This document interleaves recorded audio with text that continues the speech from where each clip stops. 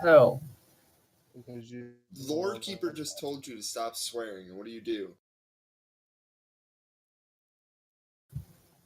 When I'm level 15, I have.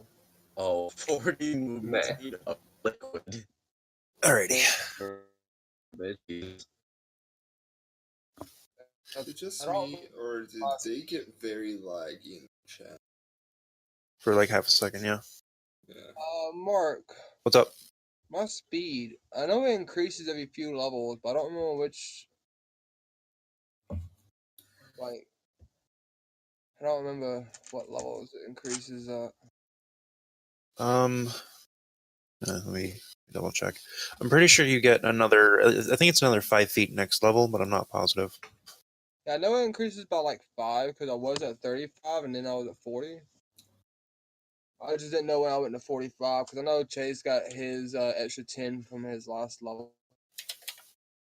Checking We now. gave my new level up, correct? Yeah, Yeah. everybody's currently leveled up. Sweet. Even all the NPCs. Nice. Oh, cool. Let's see. Thank you for actually tossing on the potion. Yeah, I'll go over exactly where those came from as we're getting started here. Chris, your next movement speed upgrade is at level 15. Alright. Then you'll be at 45 feet.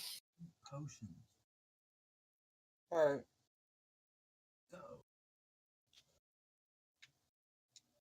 Alrighty, so when last we left our group, you had completed working inside of the Drumcleepen Mountains after eliminating the remnants of the herd of crags and officially obliterating Jarl Vash the Unbroken, thoroughly breaking him. Afterwards, you were met with Jarl Hramthig and Kumbala as they congratulated you on a job well done. Kana gave a rather foreboding prophecy and bestowed upon Solomon the Laguz runestone. Afterwards, a missive on the outskirts of the herd of thorn, or the ex herd of thorns, I should say. You are all now the herd of storms. That a ship was sighted outside of the port city of Reftholer, deciding that, or receiving orders from Jarl Hramthig to inform the your sister tribe, the your brothers and sisters in fire, to the island to the east of the success and elimination of the Crag threat. You decided to take a small detachment of yourselves as well as 3 new individuals whom you had encountered alongside of Solomon in the caves at the base of the sheer cliff leading up to the Drumcleepen.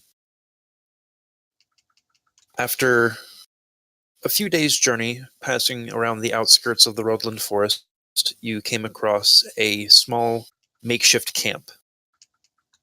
Deciding to be the gentleman and lady that you are, you easily dispatched this group. A furious display of arrows, axes, and engorged garms. Everybody came out relatively unscathed, and you now have in your possession an English ship by make and design under the name of the Storm's Fury, rather aptly named. And that is where our scene enters in on this glorious day. Currently, we are sitting at a little bit into the evening as the sun is beginning to set, and the fire that was around that camp is still burning, smoldering for the most part. But there is a stockpile of of firewood still around from when they had their own camp. Cool. Something for Mr. DM. Yes. We don't have any of our. Any of what? Our maps, like the actual map of the world and stuff like that. The maps tab, it's all the images earlier though. Yeah. Okay. So I'll just have to reshare these then. Let's see. We had the shoreline.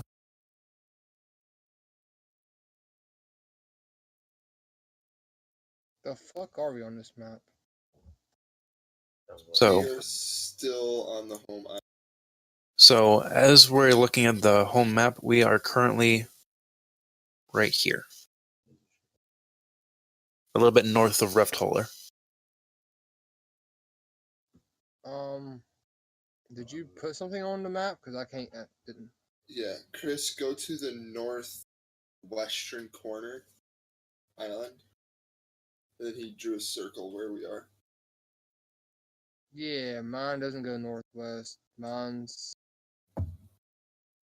So in the northernmost island, if you middle click, I hate you'll it be able because it's to. all the same color. It's hard to see your shit. I'm working on actually coloring in the map. Okay. It'll have proper color and depth, preferably by the next time we have a session. Sweet. But yeah, it'll be done eventually. So that's where we are currently. As the sun is beginning to set on this particular day, the map of the shoreline should be up for you guys now.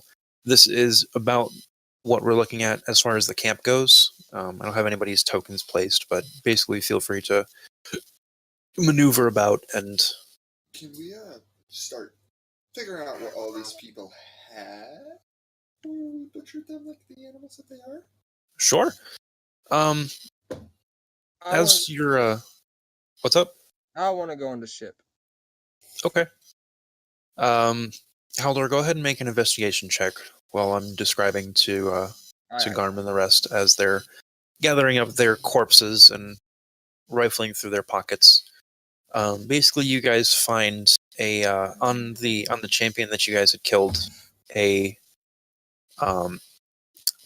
very heavy suit of armor that doesn't really look like it would fit any of you. It looks like it's for a much heavier, heftier, taller build.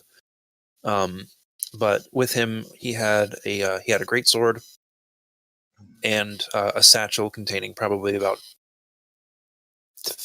5 or 6 gold pieces.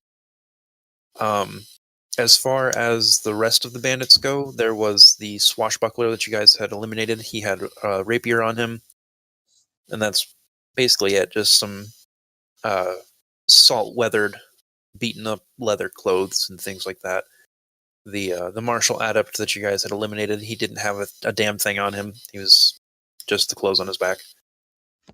As far as the rest of the bandits went, I mean, there's some scattered crossbow bolts here and there, but really nothing of value, unless you wanted to find yourself a light crossbow. Okay. Strip them all and toss them on the fire. Gross. Okay. As far as the arrows and such that you guys spent, go ahead and make a perception check, Sipley and Haldor. Or not Haldor, Solomon. And I'll roll one for Tora as well, just to see how many arrows you guys can get back.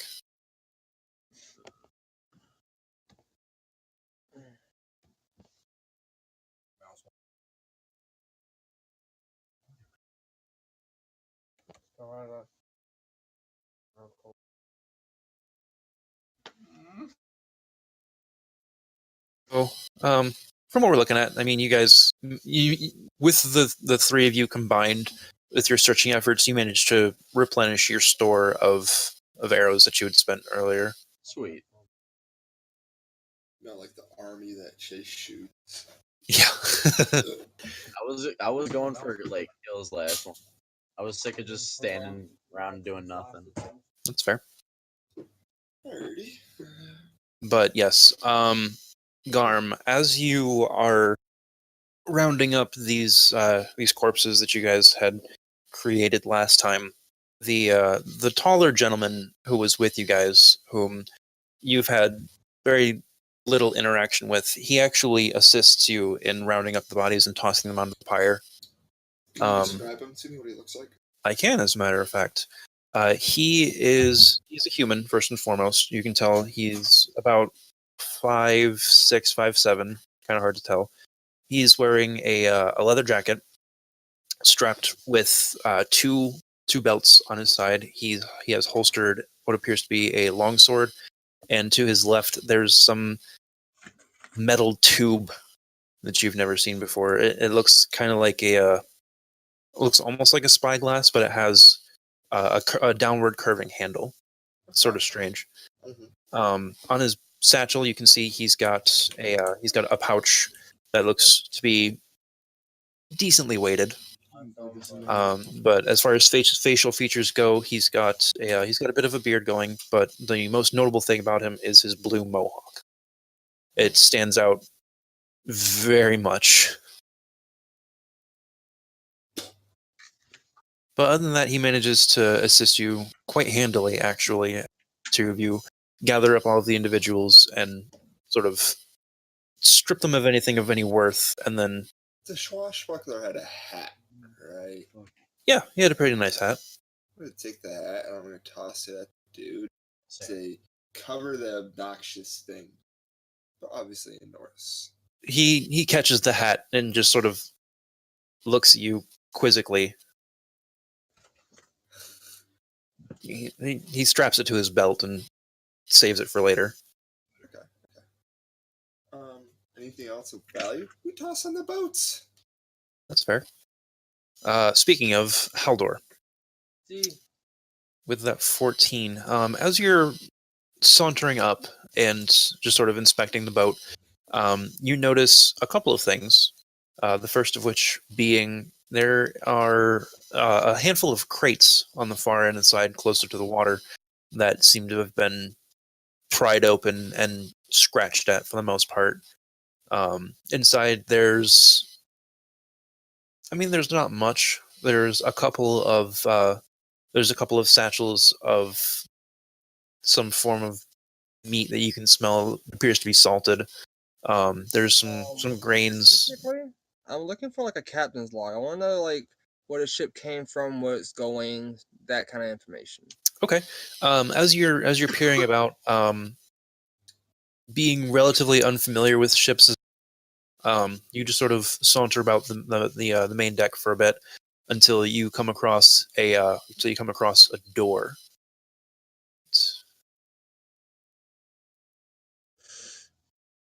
Is the door locked?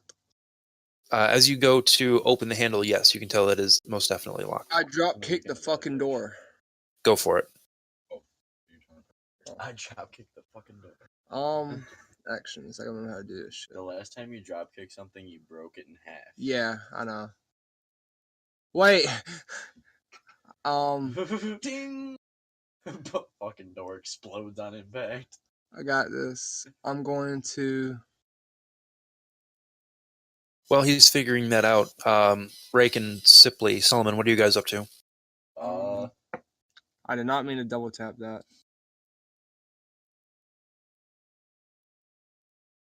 I'm gonna take a minute, look at the water, remember my old days of sailing to where I was.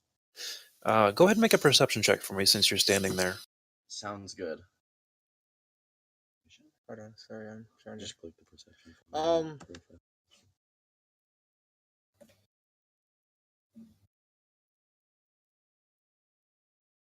I don't think that worked. Yeah, you just Yeah, I didn't mean to. Your perception. What the trash. actual? All right, so you said you're trying to drop kick the door, right? Yeah. Okay. I fucking did not mean to press that. God damn it. Thank you. God. All right, so Oh, let me... baby. I'm just gonna keep kicking this fucking door until something happens. That's right. Give me 1 second. All right. So I saw that 9, Solomon. Don't worry about that. We'll get to that in a moment. You wanna? All right. So like on the combat tracker, right beside my name, it's got damage 8d1. The fuck? I think I clicked something incorrectly. let's see. Pretty sure. I think that Yeah. had something. So yeah, that's because you were in the stance of the bear. Okay. So let me go ahead and get rid of that then. Okay, so go ahead and try Let's open up your dropkick here. Okay, so just go ahead and click the attack. Oh. Oops. That's just a basic kick. Does that matter? Door powder. So, do you see on your actions where it actually says dropkick down there? All my actions? Yeah. I mean, what do you mean? Like, I see dropkick, and I have a dice right beside it, and I got a damage marker right beside it, and... Okay, so you see how I opened everything up a little bit more for you? You see the cast, attack, melee, dice, save, dex, DC, everything like that?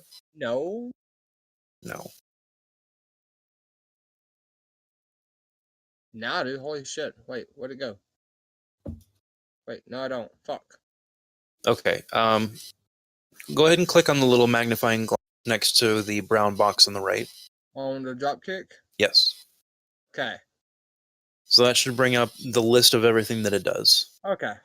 So where you see the little sword next to where it just says ATK, but yeah, go ahead and click that. Alrighty, so that right there makes just the attack for the dropkick. Okay. So we'll go ahead and leave that open for now. But yeah, I mean, you take a running leap and you impact the door. Go ahead and roll the damage for that.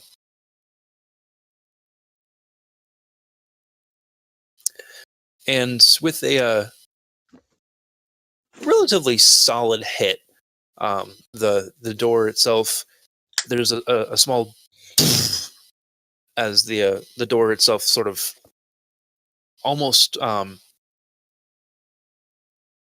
dust falls down from the top of the deck, but it looks like this door is a bit too sturdy for you to be able to just batter down.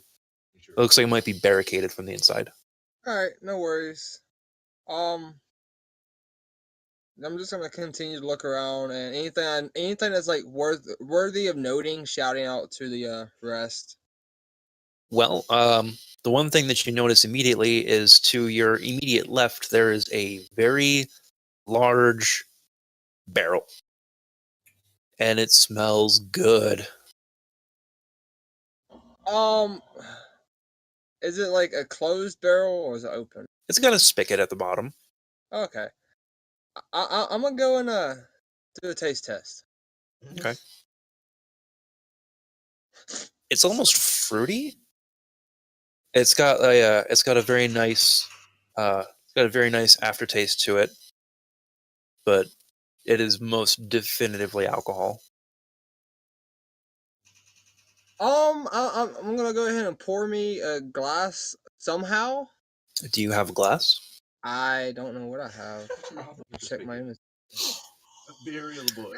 In the meantime, I've got a pot. I'm gonna fill my pot up with alcohol and go marching off the ship saying there's drinks on board. that's fair. So everybody else, as Teldor makes his way down the gangplank with a sloshing pot full of some raspberry colored liquid. It smells pretty good. But Sipley and Raken, what are you guys up to in the meantime? Same thing as Solomon and look. Boy, I was looking at the water. Oh, I'm looking in the water. I'm trying to find fish. So you're trying to find some fish? Okay. Go ahead and make a survival check for me. And Pat, what are you up to?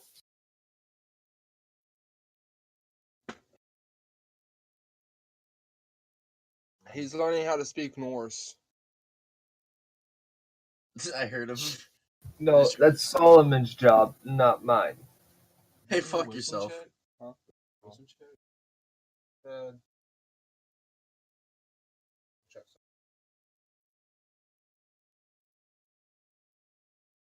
So what are you doing in the meantime, Pat? I don't know, really. Okay. Just perusing and observing then, we'll call it. Go ahead and Reconnect. make me a perception check. I'm trying to reconnect. Like his fantasy got on lost internet. Yeah, I see that. That is one with proficiency, so that is a 10 days. Okay, so 16 then. Yeah. I guess I'll notate you and Solomon seeing the same thing, as it's a relatively low perception check. Solomon, as you're looking out onto the water, sort of solemnly reminiscing about days long past and your time at sea, you you notice to your left the dwarf shows up, looking out on the sea as well, and just sort of contemplatively, both of you almost at the same time, for whatever reason, instinctively look up at the sky. And you both remember what Kana had said about that prophecy that she made.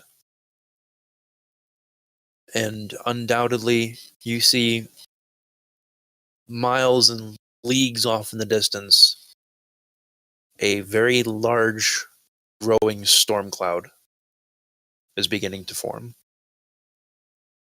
Look at this. We got our own mascot.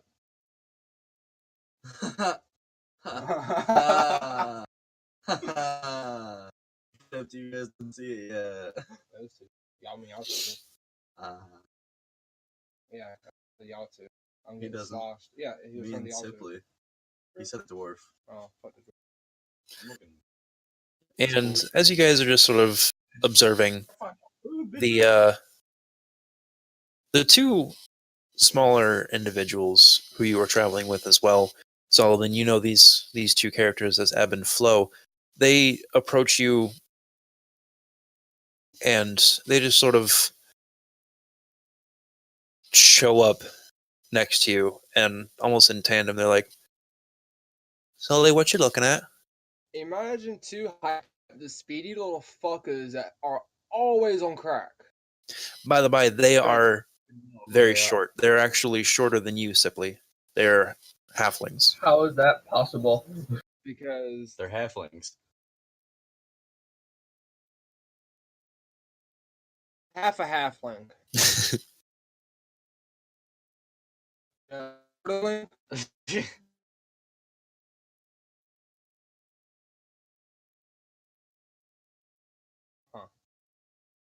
They're not much shorter than you, but they are shorter.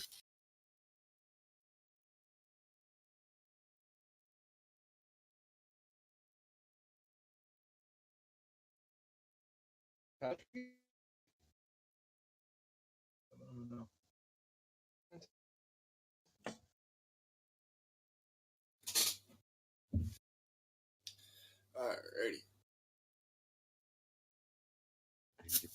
Oh. Angel Fuck that. I can hear Johnny. Yeah, dude. But It's kind of hard not to hear me. I'm not loud, son of a bitch. My microphone picks up everything. Oh, DM, I can't. yeah, Yep. Mark. That's why What's I up? have mine on push talk. Yeah, push to talk doesn't work that well when you only got one hand.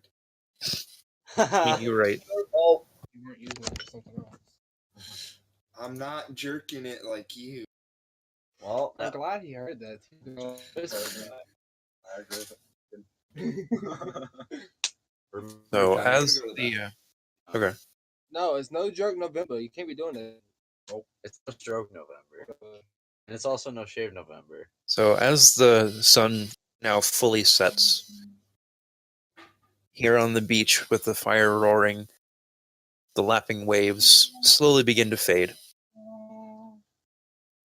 And it is also at this point where the snow begins to fall.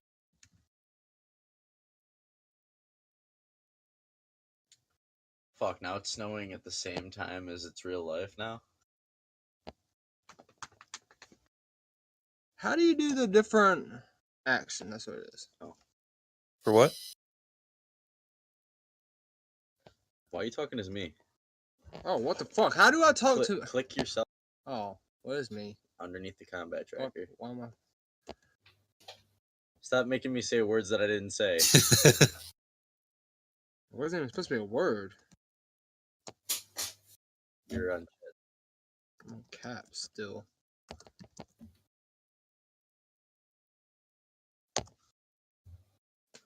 You can't even say that. I didn't even say anything. He did that. He made me basically have a so you can read me boo. now? He can read, but he can't speak. Yeah, fuck He you. can do Norse, but technically he can't speak. Because you said that, he can't read it. Or understand I don't it. understand though. Same I can thing- read Norse now. Anything typed in the chat, he's not allowed to know technically, but technically because I'm on the computer, it's ready to. Haldor is sloshed. Good. He drank his. And yeah, as the night progresses, everybody has their fill of whatever this liquid that is sloshing around on the inside of the very large barrel next to the locked door. Hope you guys not poisoned. I guess we'll see. That would be some shitty way to die. Can Solomon be I don't know.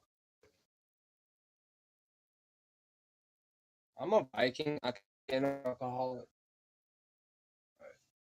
I'm trying to do mid. Proceed to get plastered? Check. Fair enough. Action. Shit. Everybody spends the night in drunken revelry after another well-fought battle. So every night that those guys have been having, Press this and hit enter. Basically. What's up, Pat? we had Jensen fall down the stairs last night. It's Alt. If you can press the Alt key, it's out of OOC, out of character. So if you want to like type something to the DM or DM's like that. Nobody knows who fell down the stairs last night. Someone fell down the stairs. Yeah, someone fell down the stairs last night. Jensen did.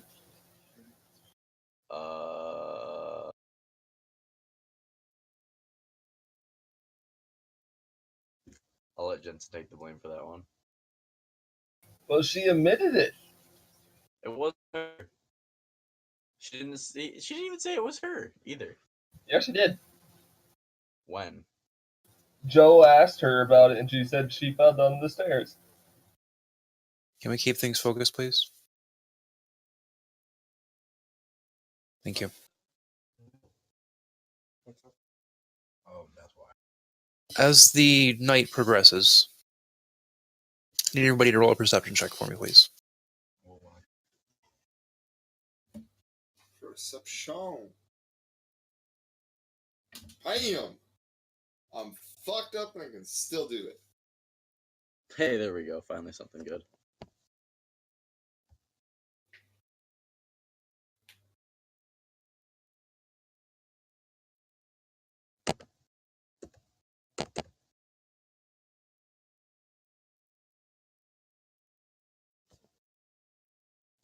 Is it still not connecting? Fucking. Mark, Uh, can you give me control of Sam's character as well? Johnny's laptop is not connecting to the internet. yeah.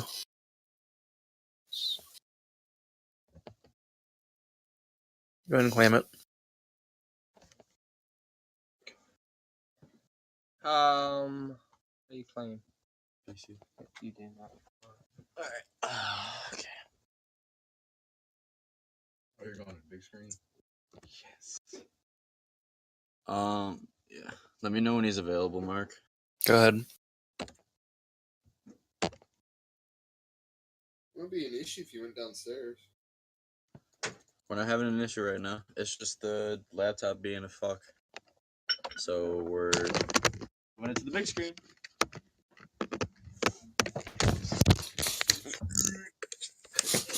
Here, I'll do some research about the sensors. So, what do we see on my team pad? I need one more perception check from Racken.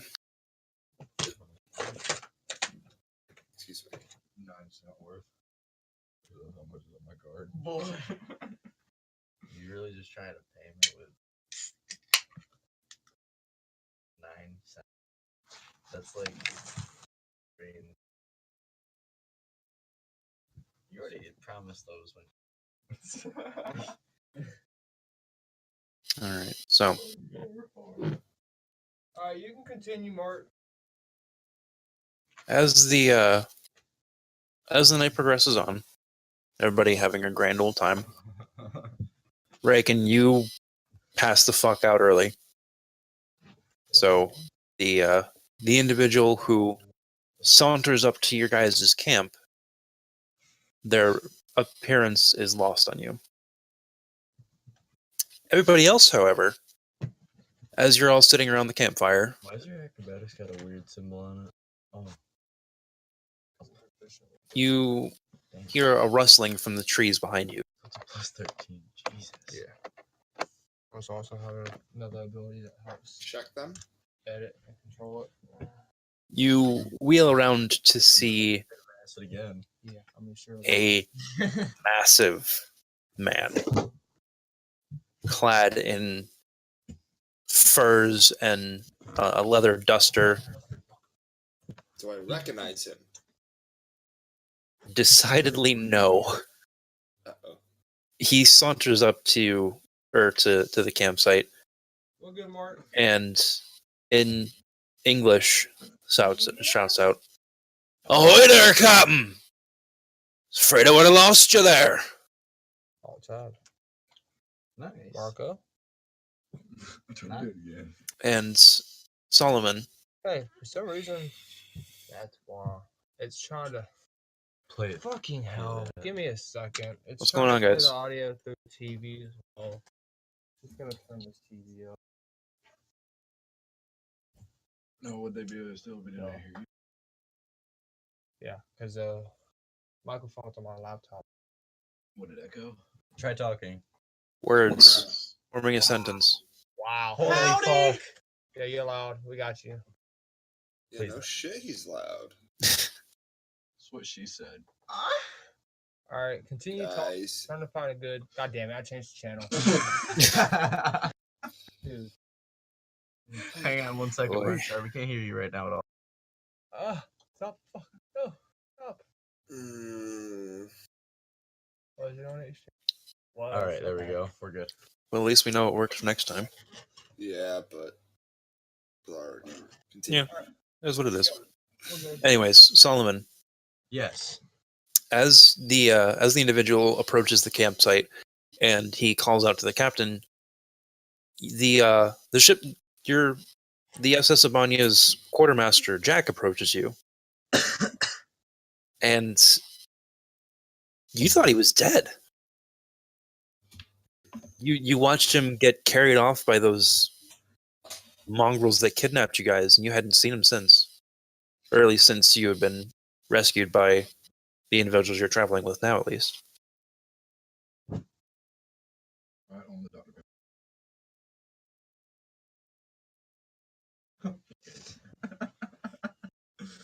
And he approaches the captain as well as the two smaller individuals, and they do sort of like the battle master forearm clasp, Yarr. and they begin to converse in English as the rest of you just sort of look on in abject what? Say who? Just finished. All the while, Pella and Tora have been off scrounging up some form of dinner for this evening, Hmm. trying to keep things relatively in line. I'm gonna be very confused. Hand the big man a bottle of Just whatever we're drinking. Oh yeah. Because we're all getting slosh. Because obviously, Captain knows him. Oh yeah, absolutely. He looks over at you, and he is a very large man. I mean, you're not short. No. He is towering over you,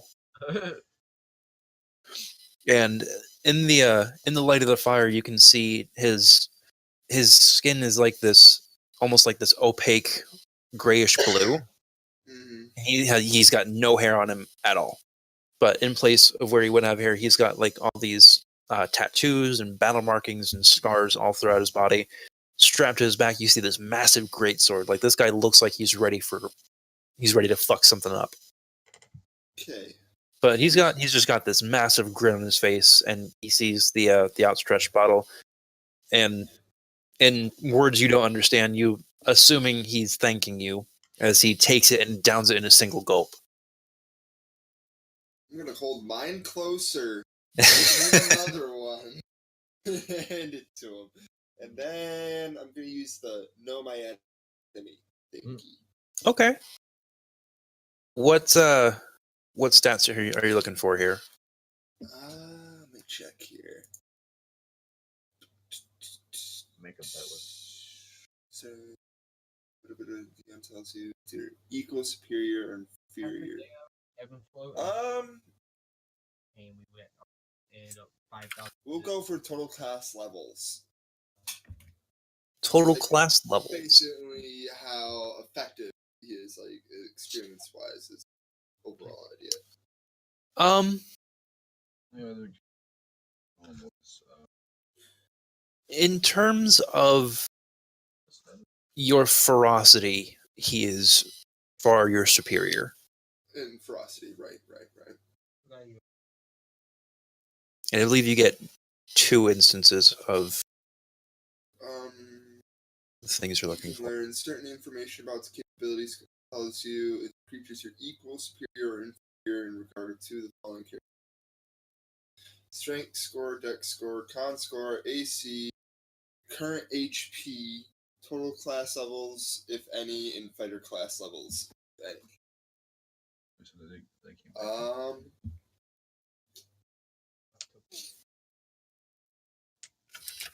Let's go with the strength score. Vast. Okay. Like, this dude is ripped. Poke it. But if I poke it, I'm gonna get clobbered. I'm gonna wait for my opportunity to poke. That's fair. Next person. So yeah, as the night progresses, it's a calm evening, if not a bit chilly. What is everybody doing around the campfire? Trying not to fall in. Fair. Go ahead and make an acrobatics check for me. Oh, This is great. So I fall in, but then I flip over to fire. because Okay. you thought gravity was good enough. So as you're just sort of sauntering around the campsite, trying to maintain a very safe distance from the fire, for whatever reason, you're drunkenly confident that you could totally do a flip over this campfire. You can totally do it, and you do, like, handily, like, not even an issue. You run up, you do a leaping somersault over one of the rocks on the outside of the campsite itself. And yeah, you totally do a double front flip over this campfire. Can I make a sleight of hand to make sure I save my beer? Please do.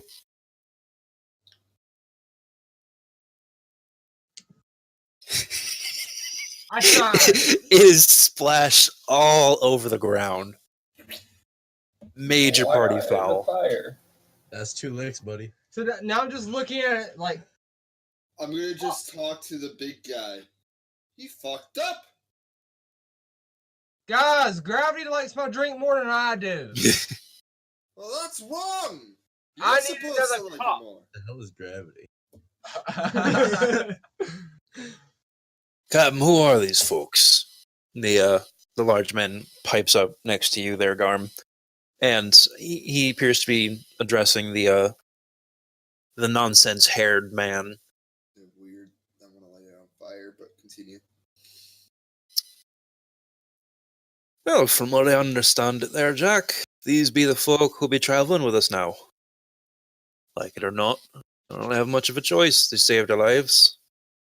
Are they speaking in English? Oh, yeah, absolutely. Haha. Alright. Fuck you all.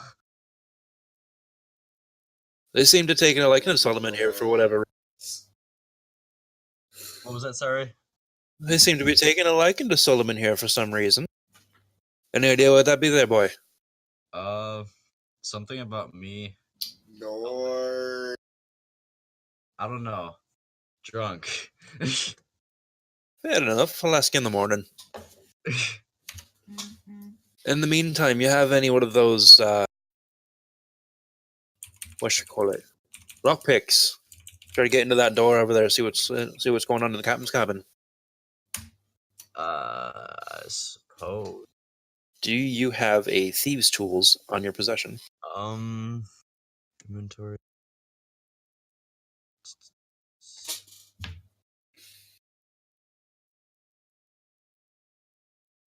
I actually don't think I do. I do. Well, obviously you do, Patrick.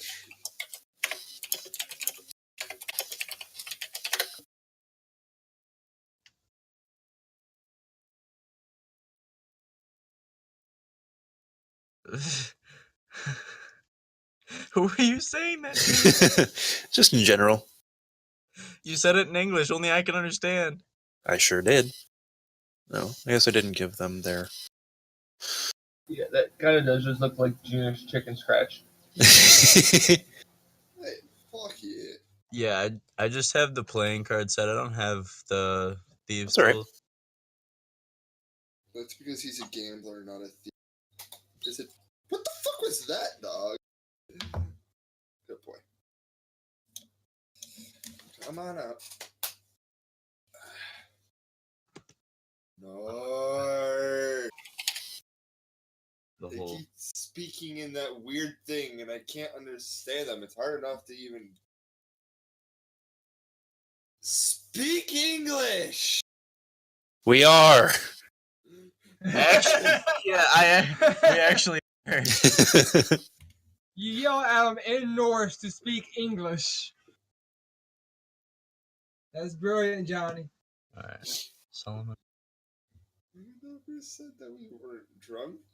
But sort of out of nowhere, Pella pipes up, looking over at the four of you, at Solomon, the captain, the two short people in the mountain, and he's like,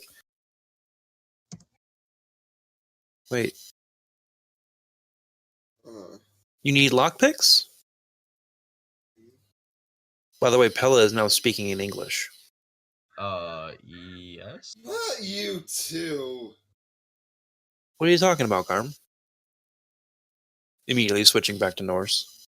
They're talking gibberish. What? No, they're speaking just fine. Did you get hit in the head there, Garm? I Talk need like they talk. Just I need you to make a talk like- perception check real quick, Garm. Wait. There you go. There you go. He turns back to Solomon, and yeah, they get in English. Why have you guys been speaking in gibberish all this time if you could just talk to us? I don't understand. You're speaking gibberish again. What are you talking about? And as he turns back to face you, Garm, you can see a very thick trickle of blood leading down from his nose. You're bleeding. I didn't punch you yet. Why are you bleeding? I don't feel so good. I didn't do it this time. Dora! The midget's bleeding. And he's speaking gibberish. She's already next to him, just sort of holding open his eyes, like, yes, Garm, I can see this. Why are you bleeding? I didn't punch you yet. Hello, what did you eat? Just dinner? And Garm, with that extra perception bonus that I see that you got there, you notice a glowing coming out of Pella's satchel. Oh, fucking... Give me your back. Wait, what? Why? You're not going to take my pots again, are you? No, you can keep them. I don't You need care. those. Give me the bag. Sorry. Just pull the bag out of him and start searching for the glowy thing. Good lord. Go and make an investigation check. Can't speak good, Garm. What's gotten into you? Bloody nose, alcohol, gibberish, shiny thingy in the bag. Yeah, and for whatever reason, In your drunken stupor, you manage to rifle through this bag like an expert detective, and making doubly sure not to even touch the pots on the side of his bag. Pots. You reach in, and in one fluid motion, you pull out his runestone. Called it. And it is hot. It is very, very hot. As a matter of fact, it's hot enough that you're going to take 3 points of fire damage. Kind of hot. Imagine if I'm doing this. His shit just holding it. A rock's supposed to be hot. Well, if you put them in the fire, they get pretty warm. I should drop this now. Wait, what? No, that he grabs it from your grasp. Fire. That's why you're speaking gibberish. But I'm not speaking gibberish. I'm just You're talking. speaking gibberish. Mine make me go big. Yours is lame and makes you speak gibberish. I feel like he's more of a nuisance now. First it was his pans that wouldn't shut up, and now it's him that won't shut up. I know.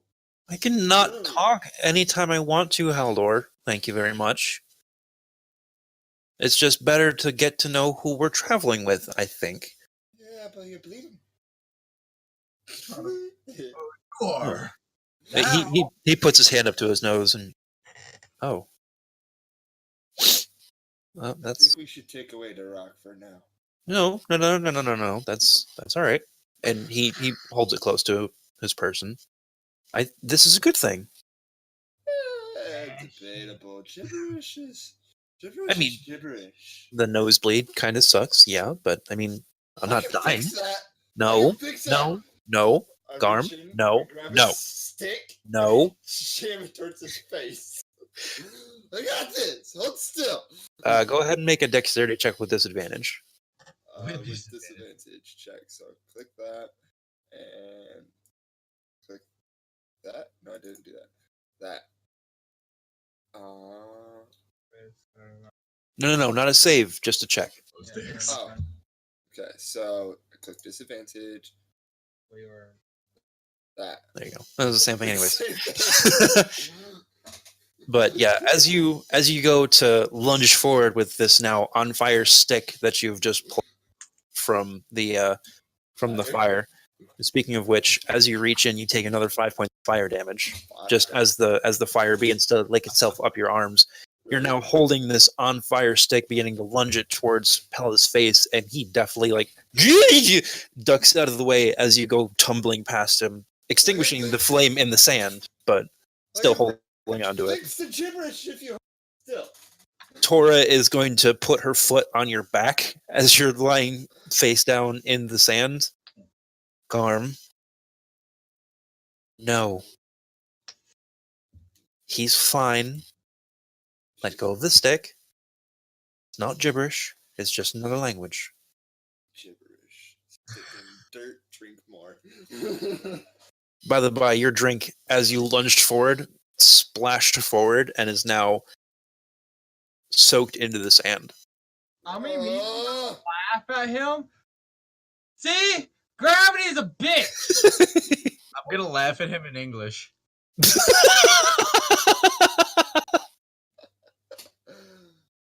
More drink. Can I get drink now? I think you've had enough. And she's going to kneel down and sort of plant one of a small glass vial on the ground in front of you. Here, watch this. Okay. Here, drink this. You'll feel better. Don't I feel good now? You'll feel even better. Chug, chug, chug. Go ahead and roll me. This is. Go ahead and roll me 3d6. 3d6. Yes.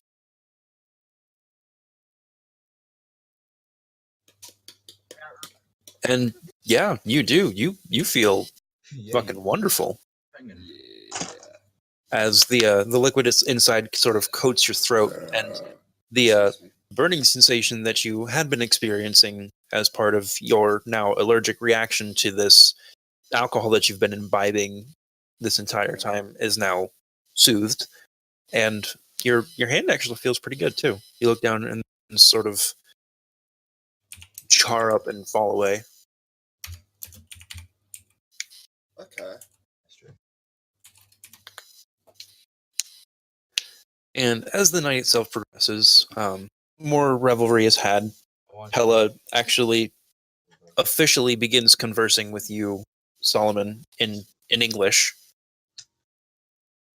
and he's like, "Oh yeah, just 1 second. Hey, Sipley, What? we need you to open the door. Do you still have those picks that you were using?" Yeah. Great. Here, follow me. And he's gonna usher you back towards the entrance to the captain's cabin on the ship. It happened. This one, I think, right here. So, if you could please go ahead and make a dexterity check for me. Was that me? Sorry. No, for Sipley. All right, because my nose just started bleeding. Give me a sec. Oh God, Chase's runestone is glowing. Oh no.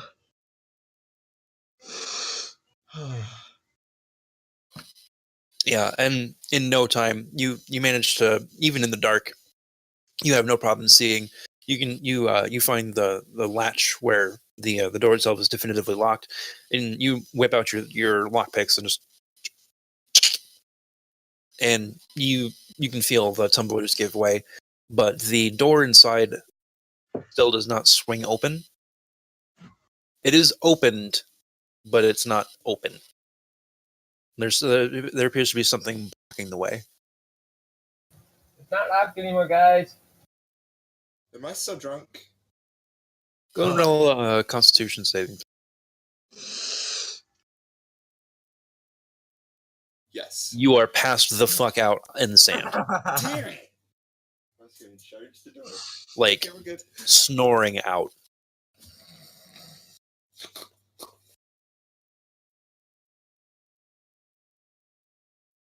In the meantime, though, Jack saunters up, or the mountain of a man, Sipley, literally towering over you.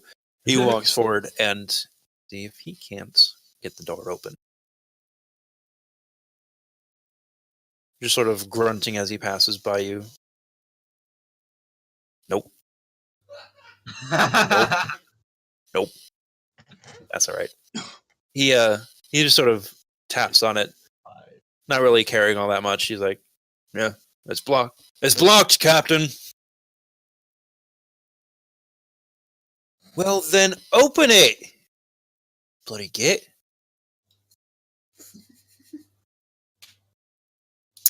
So he is then going to. No. He sort of cracks his neck and limbers up a bit, saunters back a couple of steps, and just step, boot, and the door swings open entirely. And careening out the backside window, you all hear this as a desk, like an actual writing desk, just goes flying out the back window and lands in. Doors open, Captain. Right. The captain then looking over to you, Haldor, noticing that you were the one who was originally on the ship, he sort of motions for you to follow as he ascends the gangplank to go and inspect them. Pop. Not a pop. I sober myself up and look proudly confident in my walk. Yeah, and you do so ably. You just sort of stand up, you shake it off, you do the double cheek smack, the pat pat.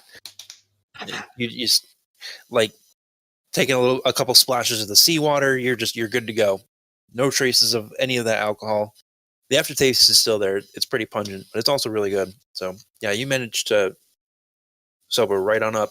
And as you ascend the gangplank with the right behind the captain, you guys enter into what can only be described as, the main captain's quarters for this vessel.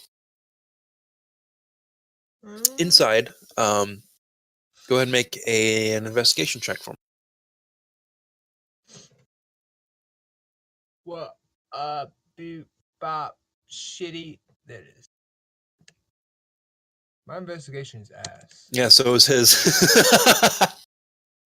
Let's try this. While they're doing this, can I go investigate the desk that's probably submerged? That's ass too. Yeah, go ahead and make a either a perception or investigation, either or. Okay, perception. Can I intimidate Boom! my surroundings? No. Did I So- find something? We'll get into that in just a second. Most definitely. So as you and the captain, actually, it's kind of fitting that you guys will. There's really nothing left here in the study itself. As you guys enter in, there's the broken window in the back, that is roughly in the shape of a desk. On the ground, there's this. It's actually a really nice silk rug, circular silk rug that covers a majority of the floor down here. Is it like a thick silk rug, or is it thin cloth? Or It's mostly decorative. It's thick enough so that it can, if the ship is listing and all, it's not going to move. But I mean, it's not bad. It's definitely a thick enough rug. I'm going to immediately roll it up. You also notice that it is bolted to the floor. So what the what? Why is the rug going nowhere, bolted buddy. to the floor? Well, it ain't moving anyway then. Can I deceive the bolts to being out? No. Damn. That kind of But- pissed me off. I kind of just want to piss on it and walk away now. Are you sure you're sober? I mean, you can. That's entirely up to you. Nah, we got to keep this ship. It might be worth something if we're going to get it fuck up. Alrighty. I'm just going to, bah humbug and leave. Yeah, yep, that's exactly it. And as you turn to leave, the captain's like, "Well, there's fuck all in here. Bit of a waste of time, Well, they were You mean- kind of shot pirates. right?" And he exits with you, completely disheartened.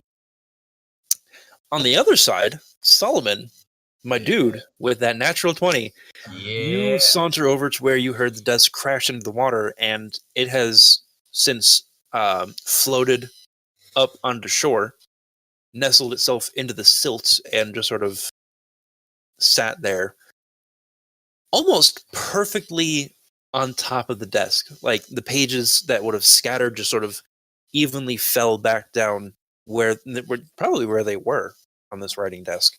That's Um, great. You notice a couple of things, actually. Nice. You notice first and foremost a big old map sprawled across the table.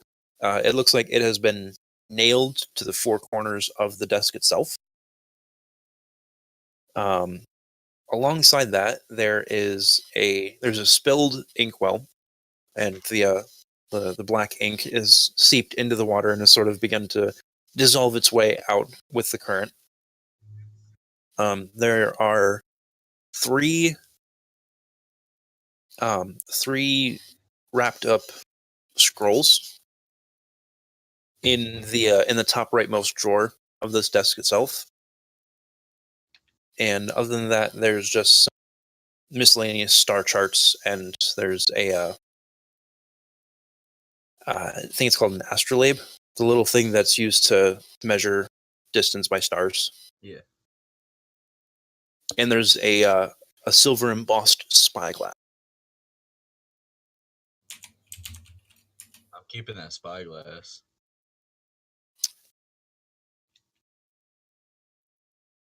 So you shall. The scrolls, are they in English by any chance? Go ahead and make an investigation check. Of course. That works.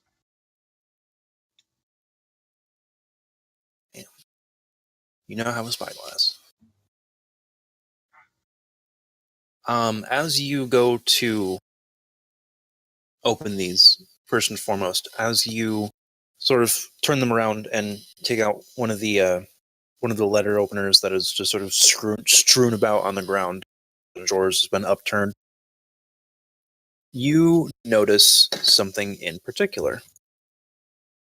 From your voyages at sea here, you have been to many of the English cities that dot the continent of Vorugal, and upon which the most one that you've been to has been a port city by the name of Seagate City. And this particular location here is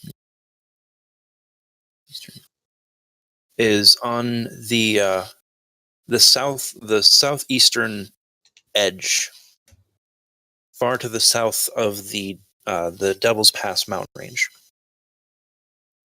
And the emblem of the mayor of Seagate City rests heavily in dried wax on the back of two of these three scrolls.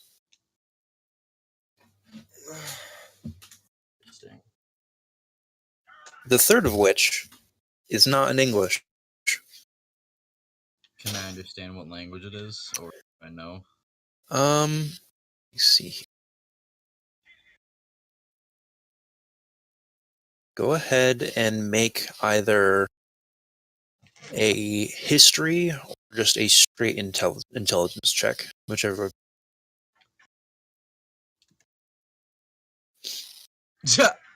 You have no idea. All right. You've seen a lot of scrawlings here and there, but nothing that matches this iteration. It's flowy though. Like it's very methodical, and Right back, guys.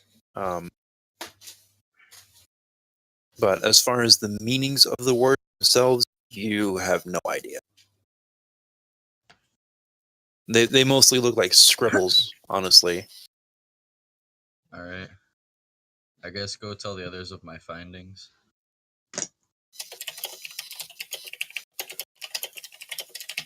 Honestly, they kind of look a bit like that. Well then. It's a very interesting language. And the letters themselves, they really hold no meaning or any relation to themselves as far as any of the English alphabet, or from what you've learned from Sen or the Nordic alphabet. They just sort of there. Exist. Yeah. All right. So yes, you have those two scrolls from Seagate City, and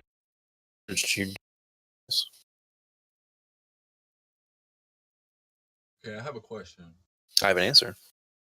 Since Garm is incapacitated at the moment, can Mhm. I bury him neck deep in sand? You absolutely may. Yes. Go ahead and make just a regular dexterity check, or a strength check, whichever. How are you going about this? Are you just pushing sand on him? Or are you like trying to actually dig it out? Dig it out and bury him. Neck Okay, deep. let's make that an athletics check then. Skills. Yeah. Make that interesting. A +8 efficiency.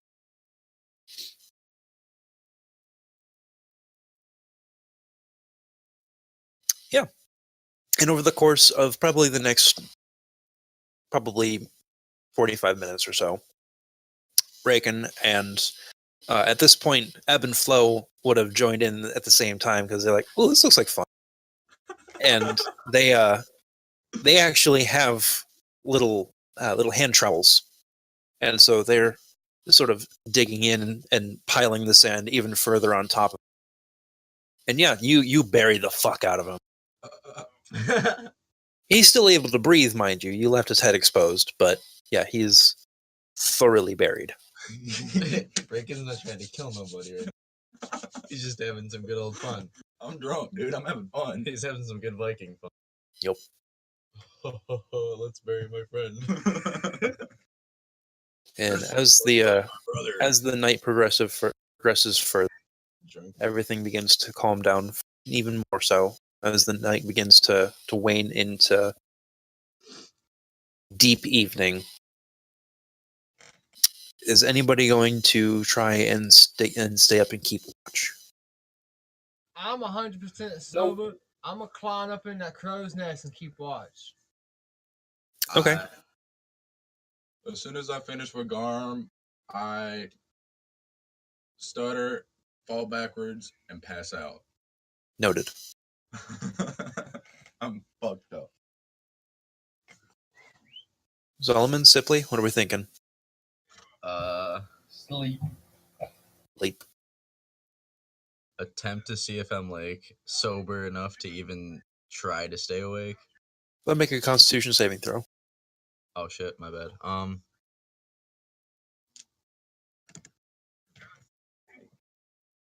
Nope. So you try to do. You saw what Haldor did, right? He stood up. He splashed some water. He did the cheek slap. As soon as you stand up, your feet are in the air and you're on your back in the sand. You're not going anywhere, my friend. All right, can I crawl backwards away from the water at least? Yeah, yeah, that's fine. You managed to Hide. either crawl or just sort of stumble your way back over to the warmth of the fire, and just as soon as you're within range of the heat, you're out. Fuck a bedroll. Yeah, I mean it's just sand. What's it gonna do? But Haldor, if I could have you make a perception check with advantage for me.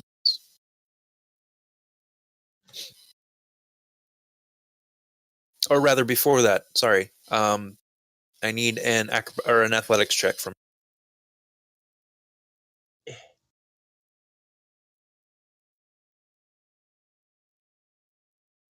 Okay, so yeah, easily you scramble your way up the either the net or footholds in the post of the mast up to the crow's nest itself. Lord, man, what the fuck?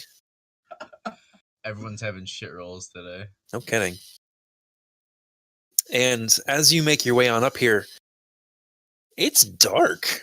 It is really dark. Like there is no light up here, and it's cold. Like you're kind of shivering, and the snow is beginning to coagulate along the bottom of the crow's nest, and it's not very good. It's not very nice. It's kind of miserable actually. Now that you really think about it, why did you even bother coming up here? This was a crappy idea. And you just sort of mutter to yourself the duration of your watch. I think Haldor forgot he doesn't have dark vision. He does actually. Yeah, I do. He just can't see shit right now. It's just that foggy. Yeah, the fog from the ocean is beginning to roll, and Yeah, 'cause I have goggles at night. From where you're standing, everything on the bottom or everything on the ground level is completely obfuscated. Like you can't see jack shit. The fog is so thick and so heavy, and it's continuing to billow in that the fog itself is like spreading into the woods. So I'm gonna pull out the scimitar and just sit there and sharpen it while I look out into nothingness because fuck it. Fair. He's not someone to admit his shortcomings. What the fuck is artisan's tools? Like Probably To for make crafting, things. I assume. I can make things like what? I don't remember. Basically, with the artisan's tools, like if you ever have to make any kind of crafting check, we'll be doing it from that. Ah. Alright. Huh. I got a little bit of rations left. I'm ration, chill up and sharpen that scimitar, you know. I'm not gonna say I failed and go back down. Like I'm just gonna stay up here. I'll be good. And then Right. when the time comes, I'm just it doesn't matter. It's just that. Plus, Darwin gives me vision for 60 feet, and it's like 100 feet up the fucking mast, anyways. So regardless, whether I have dark, you ain't seeing shit. As the night creeps ever, I'm fucking past the. I need everybody who is asleep on the ground. So that's Garm, Solomon, Raken, Sipley. Yeah, Garm's kind of stuck. In the ground. That's fine. He's still asleep. Is he warmer than her? No, he's cold. He's warm as fuck. He's in the same. But I need everybody except for Haldor to make a charisma saving throw. Charisma. Hey. That What dice. the That was fuck? awesome. Alright. All I was doing was sitting there and spinning. What the? Well, that's a fail.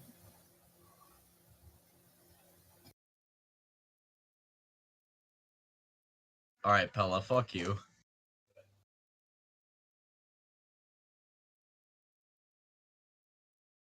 My dude's supposed to have good charisma, and I can't even have a good throw. What the fuck? It's alright. Alright. You know a good throw. It is what it is. Otherwise, almost triple your charisma. No go. It Is was Johnny here? It was a terrible. I don't know. I keep on hearing somebody leave Discord and rejoining. I don't know. Oh, that's just Fred Boat. Okay. Fred boat. Isn't Fred about the Music person? Yes. Yeah. The one that makes you go deaf if he's not muted, basically. Oh, I don't even have him on right now. If you could please, the music's actually important. That's his Discord. Unmute it. How? Alt tab. If that doesn't Also, work. if somebody could go find Johnny, because things are going to start happening pretty soon. But I will roll his saving throw. Bottom up. Bottom So, up. as the fog begins to creep in ever further, Or is it- as you all begin to succumb to the evening's rest, the smell of cinders enters your nose and envelops your senses. You're not sure if it's It's muted. from some form of a fire, Oh, where it's coming from. As the fog itself begins to roll in further, you begin to realize that it's not fog. It's smoke. You're not sure from where. Whoever's not asleep yet begins to look around for any source of a fire, but there is none. And as the realization dawns on you, you begin to panic a little bit. Fuck. For those of you who are asleep, i.e., Solomon, Raken, Sipley, and Garm, wherever he is. So I want to wake his Haldor. Buried. There he is. I rolled your save for you.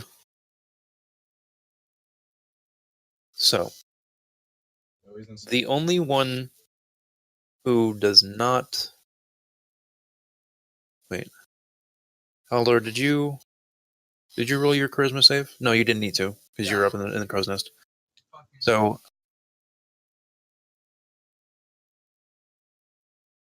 Garm, Raken, and Solomon. As you guys drift off ever further into the dreamscape, sleep takes over you fully. You find yourselves setting foot onto some form of not really a platform, but it looks like a beach. But it's definitely not the beach you fell asleep on. You can't see each other. This is your own individual dreamscape, but you get the feeling that you're not alone. As your feet begin to move forward on their own, you see off in the distance a blaring red light. From the mouth of this gaping maw, there is this billowing black smoke that unfurls into infinity as you look up to try and follow where it leads to. Roiling within the clouds, you see shapes, you see faces, you see bodies, you see images of horrible monstrosities beyond your even wildest imagination. And as you progress ever forward towards it, no matter how scared you get, your feet always take another step. Another step. Step. Ever closer to this roiling, undulating mass of insanity. Bolt awake. And all around you, all you can smell is that smoke, that stench of burning flesh and destruction.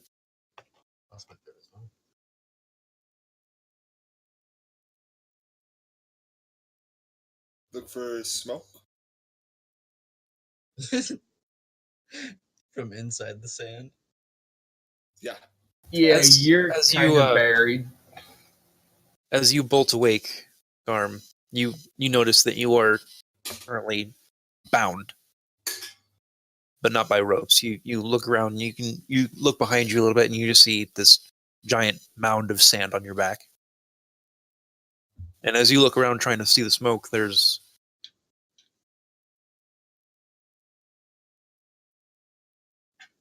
Sipley, Reagan, Solomon. You guys all shift around. Not Sipley, sorry, you passed your save. Reagan, Solomon, you guys shift around looking for the smoke, but it's nothing. It's just fog.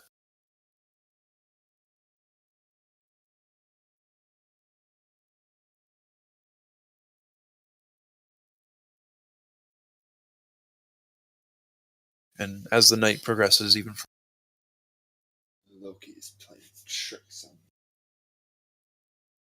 You cutting out bad, Mark.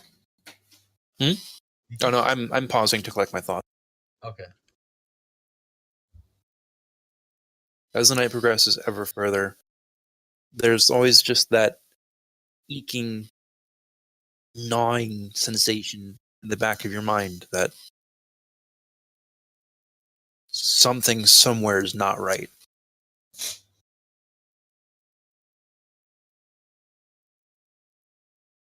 And if we'd like, this is where we can go ahead and take a quick 5-10 minute bathroom break.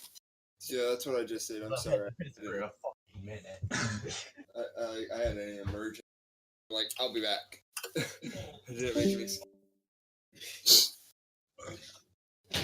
And we will come back in probably 5-10 minutes. Okay. Pick right back up right there the next morning. I'll be right back. All right, works. That risk though. That risk though. I had a certain place I had it set up, so it was away.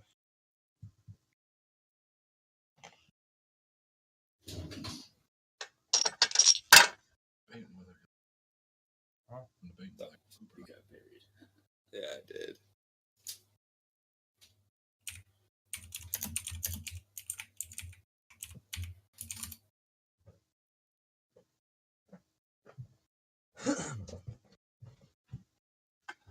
Holy fuck, that is bright as shit. Jesus.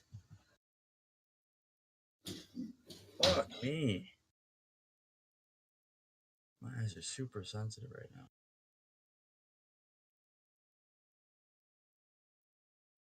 Alright.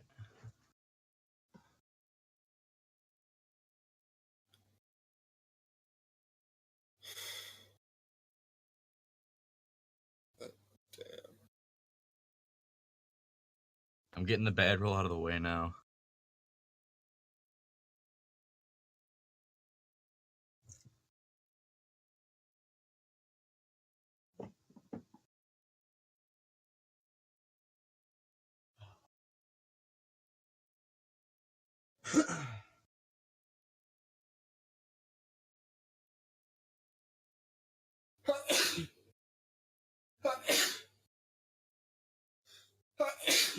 Bless you. Thanks.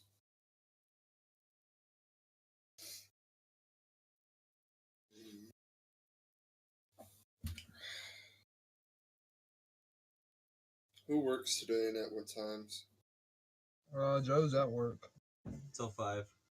and Justin works tonight. I think. Yeah, she Oh, works so tonight. I think regular time. Yeah, so she'll probably go in like 9 or 10. I think 10.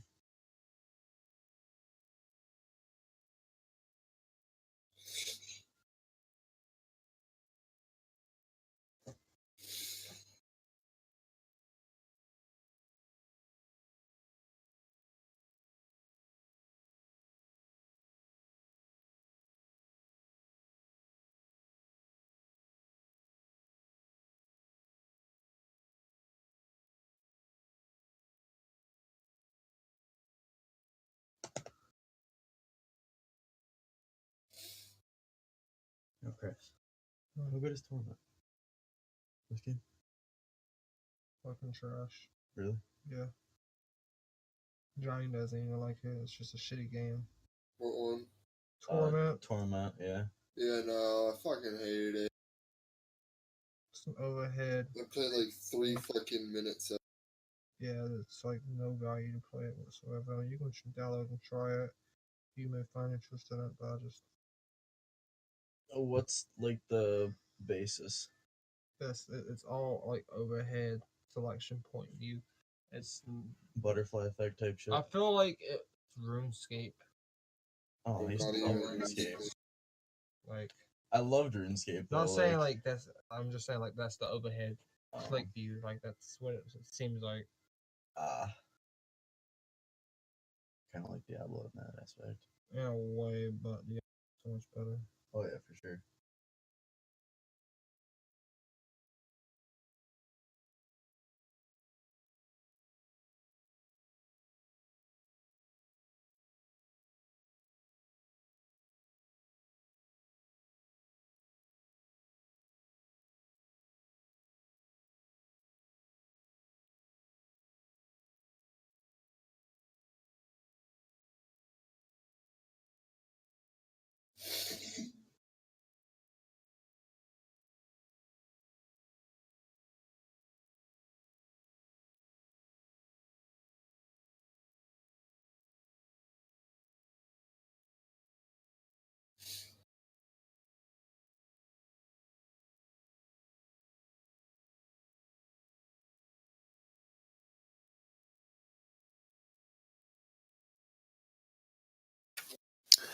Alrighty, is everybody back?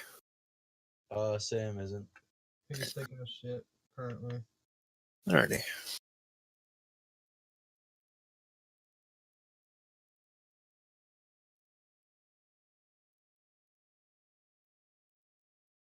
Oh, don't mind that 4 I rolled, by the way. It was just to get the bad roll. All right. I fucking knew it was gonna happen too. That's why I did it.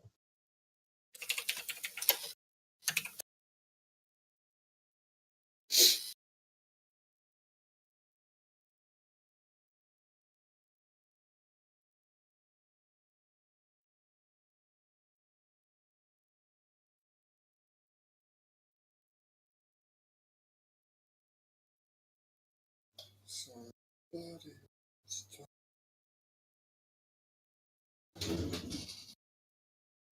Jesus, that really does pick up every sound within a radius. Told you. The door was loud as hell. I heard it twice at the same like volume. What? The door opening. Oh. I heard it actually downstairs. Johnny's mic. Yeah.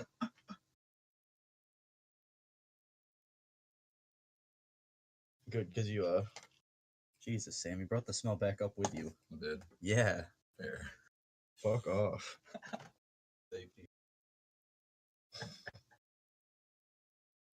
I mean, I guess.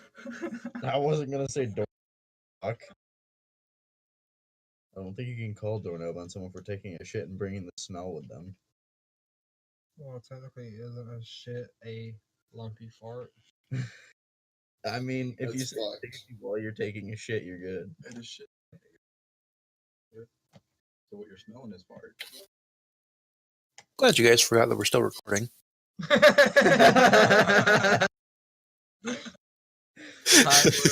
We'll make great memories one day, though. Let the internet know that a shit is officially a lump. A lumpy fart. Alrighty, are we all back? I believe so now. Cool. So, picking up where we left off, as the evening makes its way into day, Haldor, you had a very uneventful watch. The fog would have passed on probably about halfway through the evening, as the temperature would have begun to warm back up closer to dawn it got. But one thing that you do notice off in the distance is you see a group of people coming towards the shoreline. No, It's a pretty decently sized group of people too. Do you mean like from the ocean or from the land? From where you guys came into the campsite, land-wise. I'm gonna whistle, yell, clap, and spank my meat at the same time to get attention. spank your meat. Roll a proficiency check, because that's impressive. I'm just kidding. Currently buried. I forgot we buried Johnny. How you do? I also, Chris, if you could, go ahead and make me another athlete for coming down. Fuck acrobatics, I'm flipping down. Efficiency. What the fuck is Okay. They're top right. Go ahead and make a acrobatics check then. Exactly, I'm better with acrobatics. Why is my proficiency not rolling? Is you trash? Because you add it as a modifier in the bottom. You know what? Fuck. Just roll it. 9 plus 4, that's my proficiency. Hey, Solomon, you fuck. Oh, that's probably another reason why too.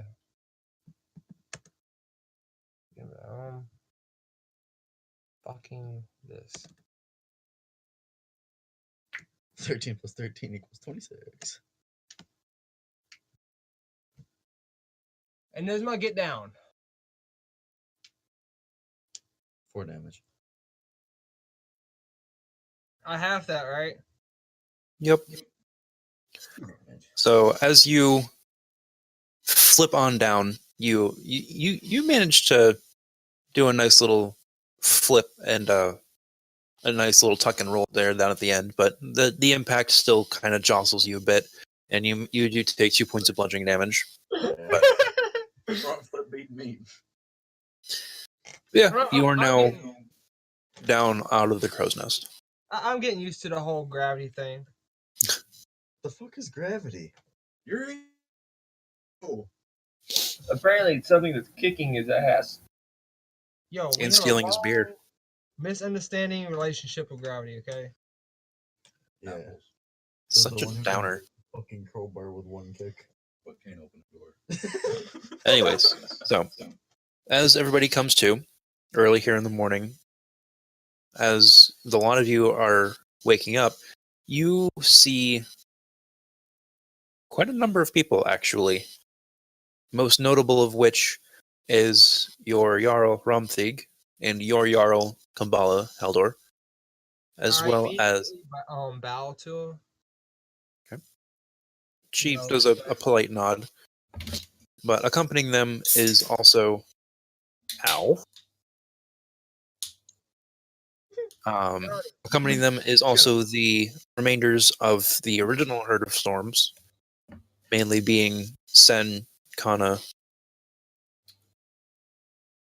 and I think that's it. Actually, those are the only 5. Yo, we were short and numbered, okay? Yeah, that's fucked up. And the fucking Jarl. That's Yeah. Yeah, that's about it. That's fun. Anyways, so yeah, Garhramthig, Sen, and Kana are also there to greet you as you awaken, as Jarl Kamala and a few other individuals from the ex Herd of Thorns there, Haldor. One of which numbering is Ashlyn.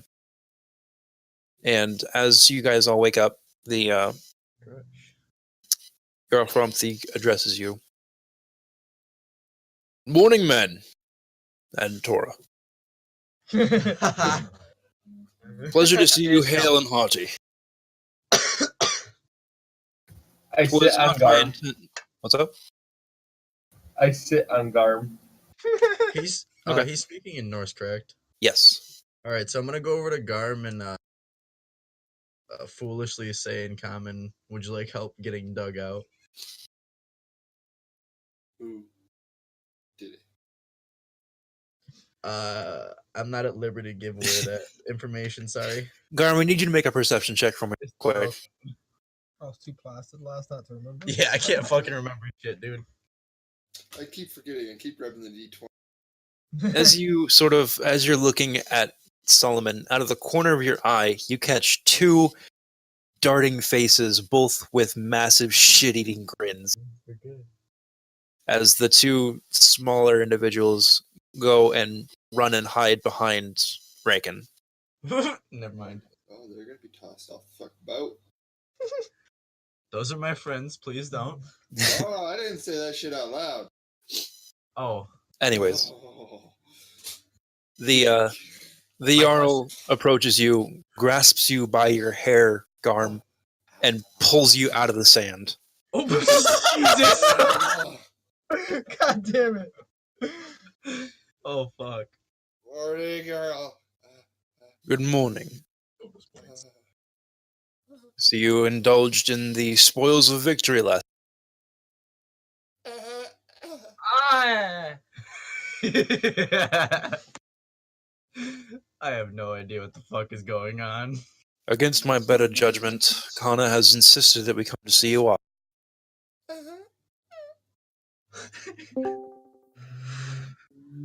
And as much as it pains me to tell you, it may be some time before you get to return home. You put me down. Oh, he's put you down. He basically picked you up and then put you back down, just to get you out of the sand. Okay.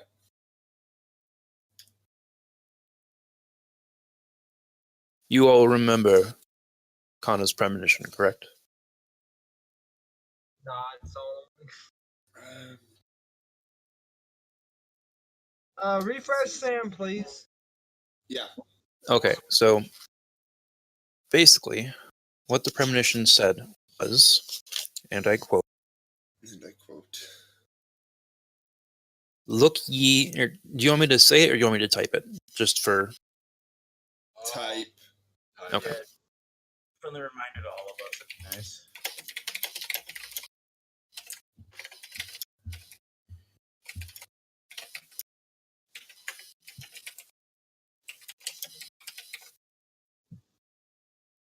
We Oops. need language that we can understand. Ignore that. What does that say? Gibberish is back. All right, I'm Is there special reading glasses I can wear to read this?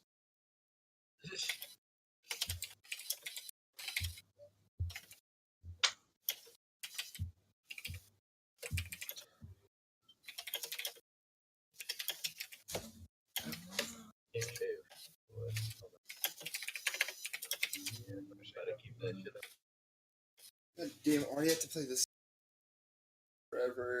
Because I love this song I and was it's. thinking this shit in jail, dude.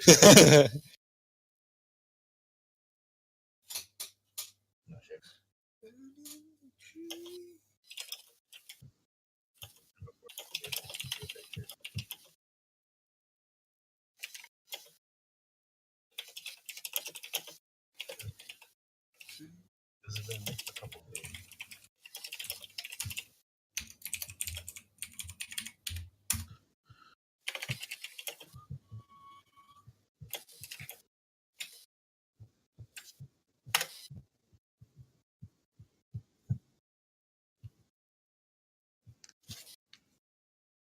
That was the premonition that you were given.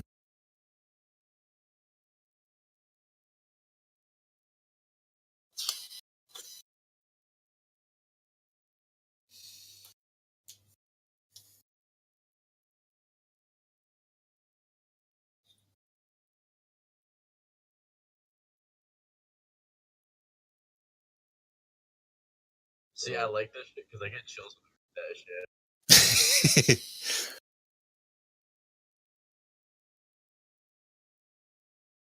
That's when you know we got a good Time to go west. East, young Garm. The sun rises in the east, sets in the Time to west. go east. I thought you said Weast.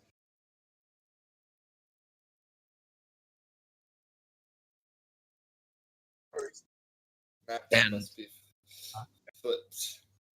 Hmm? Look ye where the sun doth fall. The sun sets in the west. It Right. rises in the east. Correct. Look ye where the sun doth rise. Oh, that's the first one. Dirt. I was reading the second line. Where'd you learn how to read, Johnny? You don't skip to the second line. Well, I kind of skimmed the first one.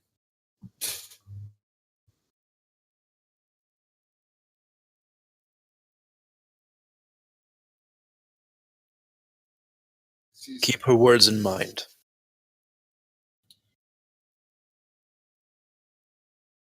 We've lost too many already. All I know is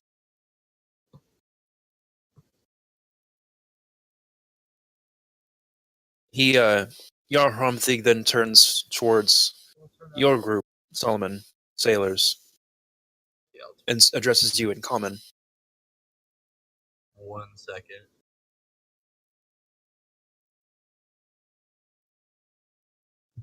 Who are you talking to again? Sorry. You, Jack, Ebflow, and Captain Deo. All right. I hate you because every time you said fucking Deo, I think I did that's say me. Deo. No, every time you said Deo, I think it's me. God damn it! Like I'm ready to respond. You there, I'm to listen. sailors. Ye. Lose not my brothers. Keep them safe. Bring them home. You'll know when.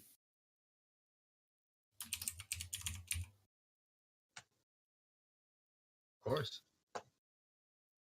And the captain will just sort of lean in closer to you there, so nudge you his side with his elbow and be like,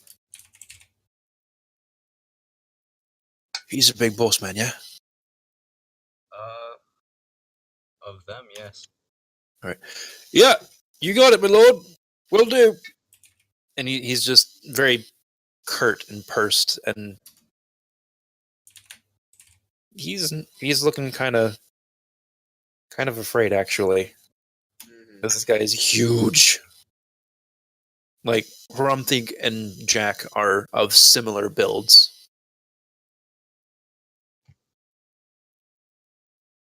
Well, best not to tarry then, gents. May as well get to getting. Jack, take us a note of everything we have on board, yeah? Aye, Captain. Ebb, float, where the... Ebb and flow, wherever you are, get to breaking down camp. We need to get to getting.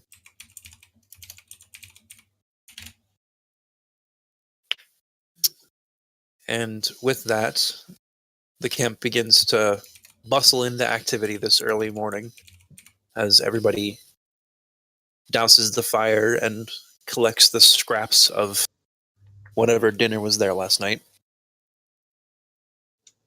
and begins to load the rest of the cargo onto the ship. Whoever is assisting, I would like to please make a strength check. Fail.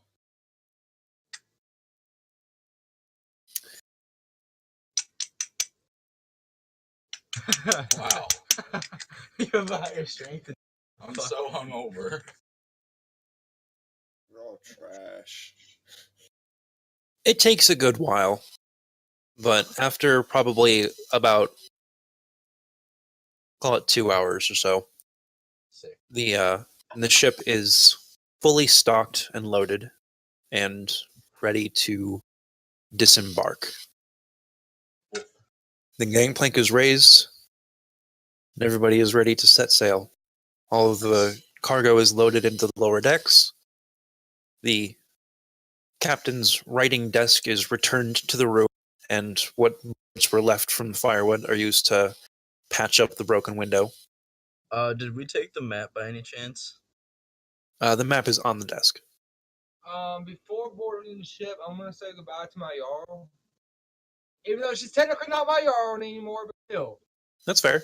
Stone ties die hard. And I'm gonna give Ashlyn the whole farewell, goodbye, hug. Hey, Don't be God, too sad. What's up? can you take and put Kana's prophecy into our notes? Yeah, it'll be part of the story once I'll just make it a note. Hey, that way we don't have to, search the story and all that happy horse shit. Yeah. Sweet. I suppose that I should take my old duty of being up as lookout. Especially since I have this nice spyglass of mine.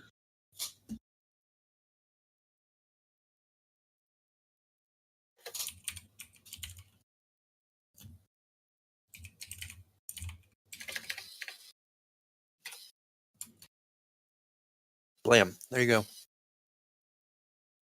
Have a note. Alrighty, so Solomon, say that again. You're taking a look at you're taking Yeah, I was gonna point as lookout. look out as like to my old position. Okay.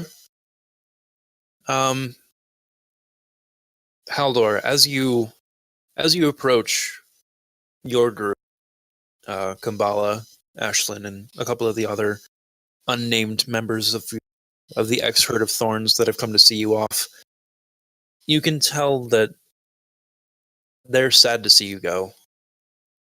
Kambala, in general, has a very somber smile on her face, and you can tell just by looking at her.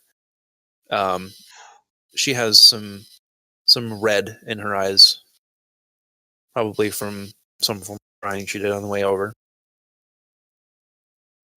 Ashlyn, on the other hand, is keeping it together a bit better. She hugs back a bit tighter than usual, but she as she pulls away from the hug, she looks at you and just, be sure to come back, yeah? I'll put the whole brave smile on. Don't worry. Just for a little bit. Go ahead and make a...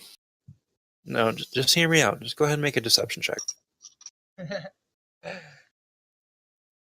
Abilities, skills, stuff.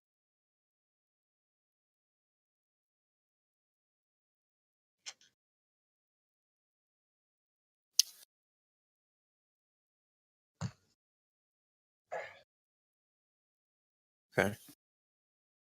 She looks at you and she nods. Promise? Of course. When am I ever one to lie? This is you son of a bitch. Fair point. And she just sort of punches your shoulder lightly. Right then. Looks like they're ready for you.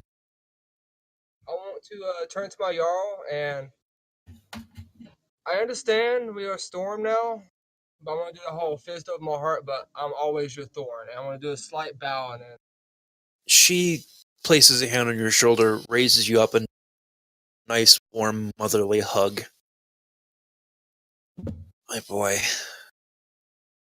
Though I may not be your Jarl any longer, you will always be as a son to me. Pray, keep yourself safe. Look after the others as well as you can. We'll do the same here. And you'll have a home built and ready when you return. just make sure it doesn't meet an L for My boy, do you know who I am? Of course there will be. And she gives a nice warm smile. Now, run along. Smile, nod, one last eye contact, head to the boat. Alrighty.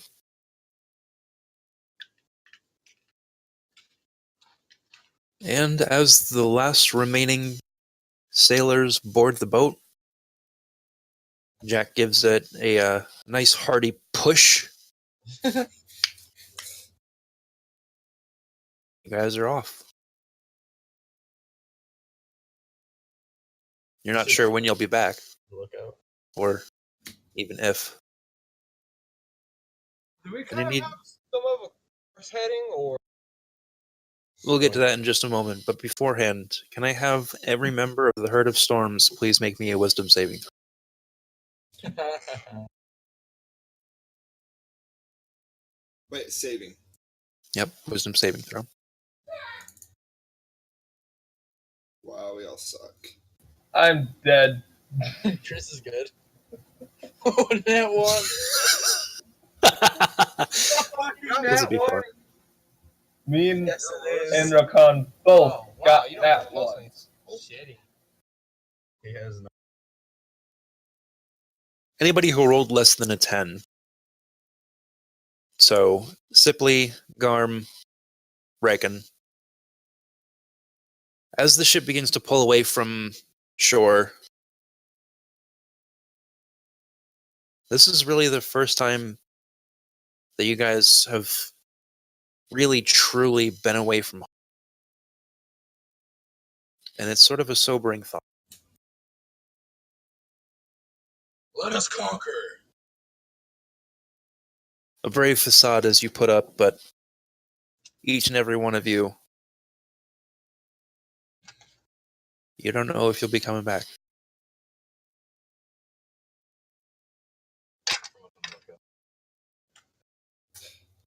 Chris, you remember a certain right? Look out, confident as Repeat fuck. that. You remember a certain chant, right? No blood, no bone, no ash. No ash. No blood, no bone, no ash. Just stamping my spear against the thing, doing basically the whole chant, yelling back out to the Jarl and everything, sail away to our sunset. And they will heartily chant back until you can't even hear them over the waves. And I'm assuming I had no issues making it up to the lookout. yeah, no, you're fine.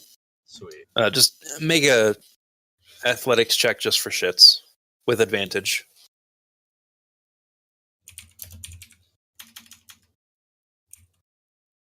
Watch it be shit. Yeah, no, you're fine. That advance. That 4 would have sucked, but yeah, you're fine. Had advantage save though. Yeah, you scrabble your way on up, and you have to kick a little bit of snow out of your spot. For the most part, you're fine. I got this nice new spyglass I can test out. Yeah, boy. And what's even also cool is I have a present for you guys. Oh boy. Gift. Have a ship. Top deck. Ah, it's the loading. Yeah, it just started loading. Oh, I like- God, I if can you see wanna our check icons and Discord. Okay, loading. Nice.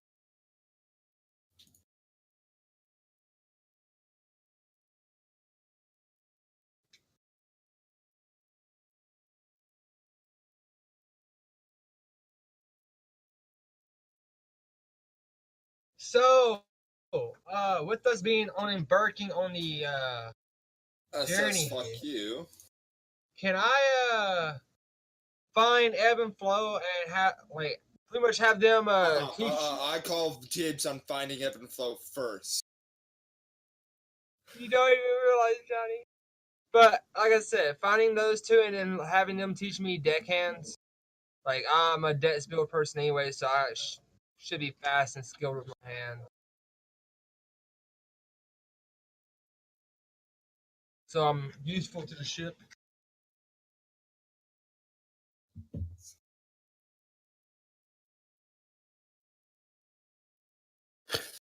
Let's just say they're not the easiest. Okay, how about this? Instead of me looking for everything up, I'm gonna fuck around with shit until I fuck something up and they come to fix it. Ship. There's That's the fair. ship. The ship ain't loaded. There we Nice. go. I'm on a boat. I'm on a big fast. So go ahead and look around it. Let me know what you think. Is there a bottom deck? There is. I'm currently making it. Okay. Shitty, stop doing it. There's a table. Do we have a cabin on the top deck or no? Yeah, you see where that door is underneath the spider, or to the south of that spider web. Spider web. Okay, so that's the cabin. Yeah, that's the entrance to the captain's cabin. Okay. And that takes up the whole back half of the ship. Basically, yeah. What's up? Okay. I'm looking for a new pet.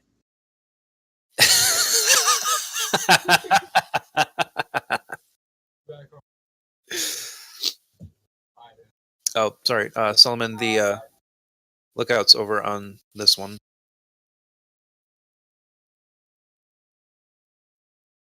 Go ahead and, for shits and giggles, go ahead and make a make an investigation check, for whatever reason. Oh, Oh, make an investigation Oh. for your pet Huh. possibility. yes. So much say it. Ha! Nope. Someone has to.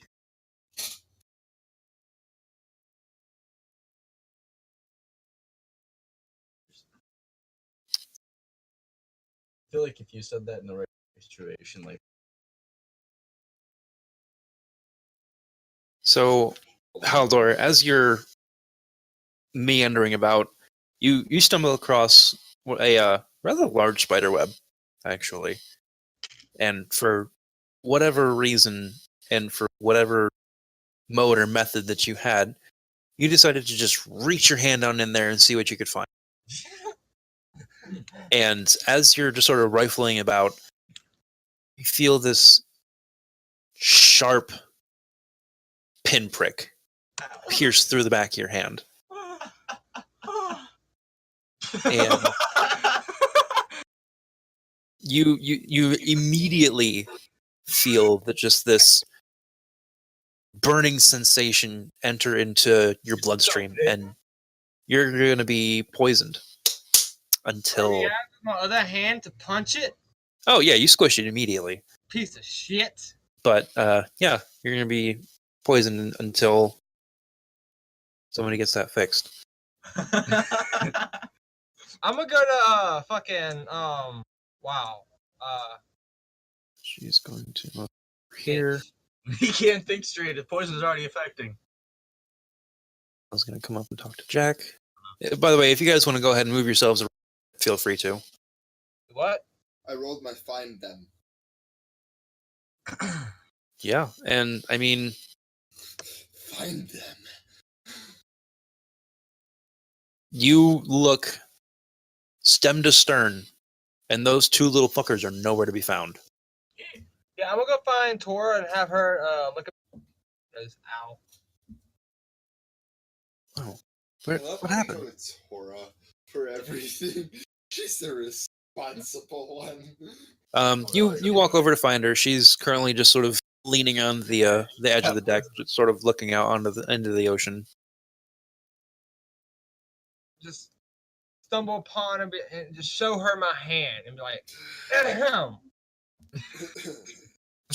Her head slowly turns to see you. And yes. Just hold out my hand while I got bit. Oh, that's gross. What happened? I tried to make a friend. He's On dead a now. ship. Yo, what All right. Let's come sit down. And she leads you over to the bench over here. All right, let me take a look at it. Wait, why the fuck can I use animal handling? because you were looking for it. You didn't know it was there. Okay, that's fine. And she takes your hand and she starts to look at it.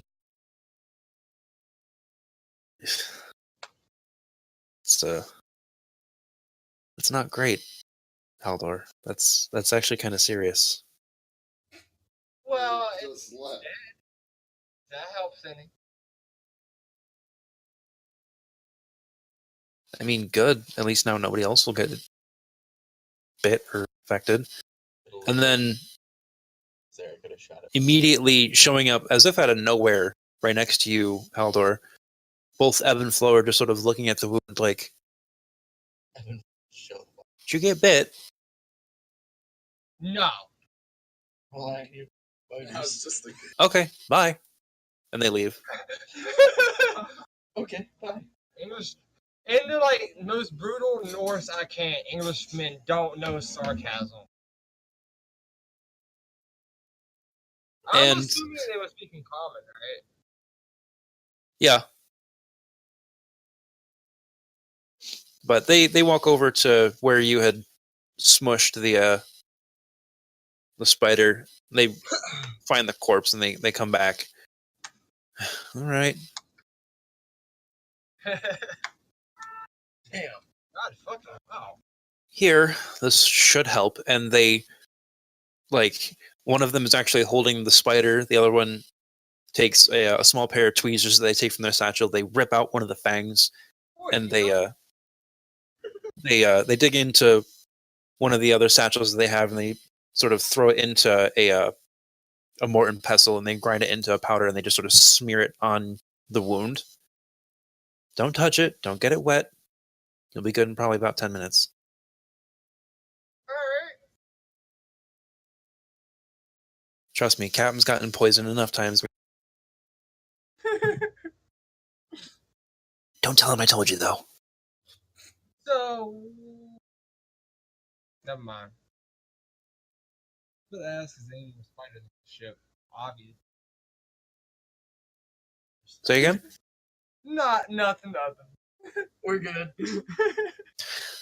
Garm, Yeah. at this point, you see the two little shitbags over talking to Tora and Hal.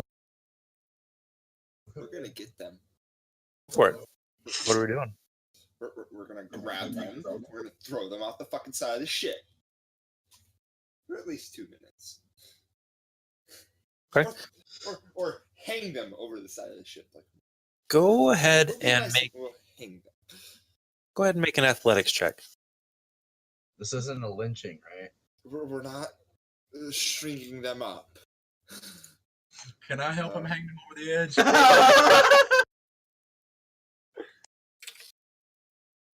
Not bad. You're such a bastard. Oh, shitty. So you saunter on over, just because, Mm. and you go to grab. Which one are you going for? Are you going for Ebb or Flo? Simultaneous grab. You gotta clunk their heads together as you grab them. Let them know you know business. You know their one true weakness. But yeah, you do.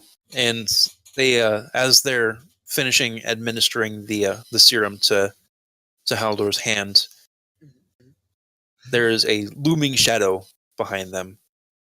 They just sort of look at each other for half a second. Oh fuck. And you are now holding the both of them aloft. What? To the edge? Are you taking them over to the edge? No, You have full reign. we were walking them right over to the edge, holding them over, facing each other. Now, whose ingenious idea was it to bury me while I was sleeping?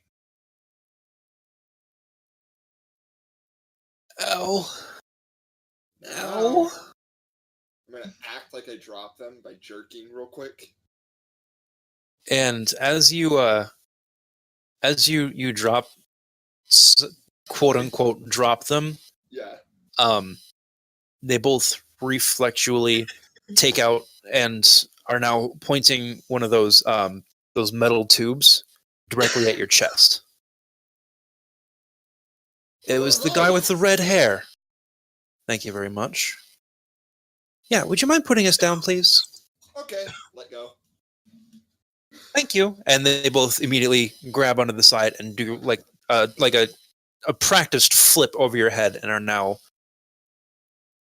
behind you on the back on the deck of the ship. And they put their metal tubes back into their holsters and sort of dust themselves off.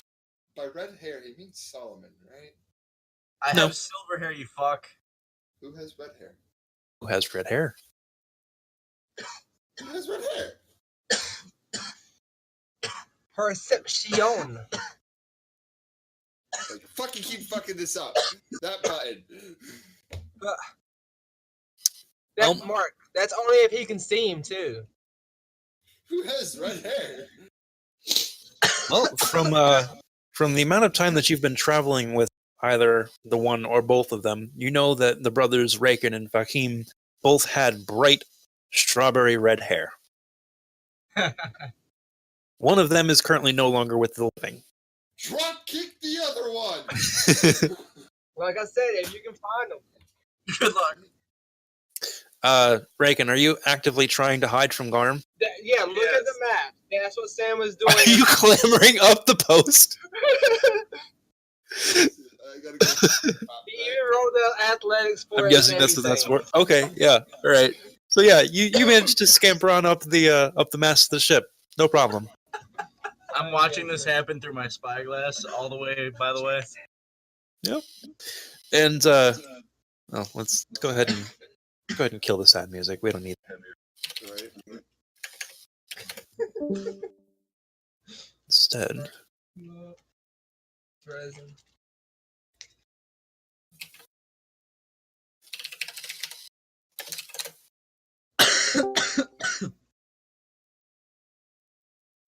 Did you hit this? It is. Before it went to Jensen. I'm gonna tell you now. yeah. This is a more of a quiet track, so if you guys want to bet, no, you can hear it. As you're just sort of meandering around there, Oh, I need to turn up, Fred. Okay. yeah, just a little bit. You look around and Khan's nowhere to be found. He's nowhere on this deck. Mental check notes. Bright red motherfucker. Going in the water. Okay. At least say this.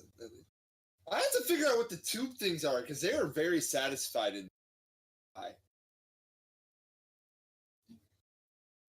But otherwise, I don't know what to do. I'm on a boat. Are you going to confront them about it? Because at this point, they're just walking around checking the things on the ship. Sure. I forgot. What's the difference between the two of them? Well, Because they're humans this time. no, they are halflings. Oh, they're halflings? Okay. They are very short. They're shorter than Sipley, probably by about an inch or an inch or two, depending. One of them is a boy, one of them is a girl. I'm 4'8", just so you know. All right. Yeah. We're gonna talk to the boy It's a for magic one. number. Okay. You don't need a booster seat no more. And both of them, they like to move in tandem, as you're liking to see here. Basically, wherever one is, the other can also be found.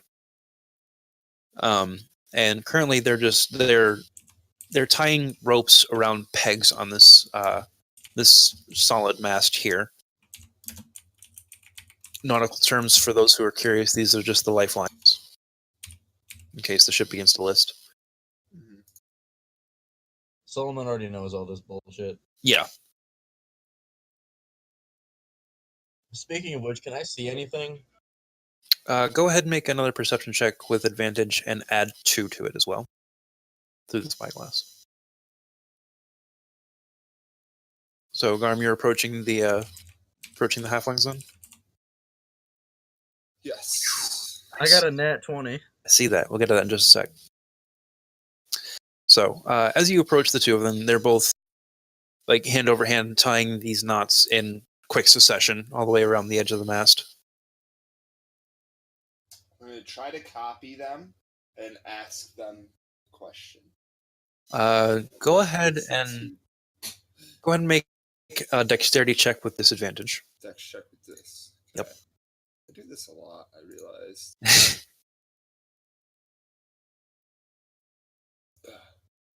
It's not bad. I mean, it's a standard knot. They're just making sure that it's tightened around the ship's deck. And as they're finishing one of them, they notice that you're copying and trying to. Are you talking to them in common or Norse? I'm gonna try Norse to see if that works. Then I'll say it in common if it don't. They just sort of look at you and cock their head. Then common. I think he's trying to talk to us. What's he saying? I don't know.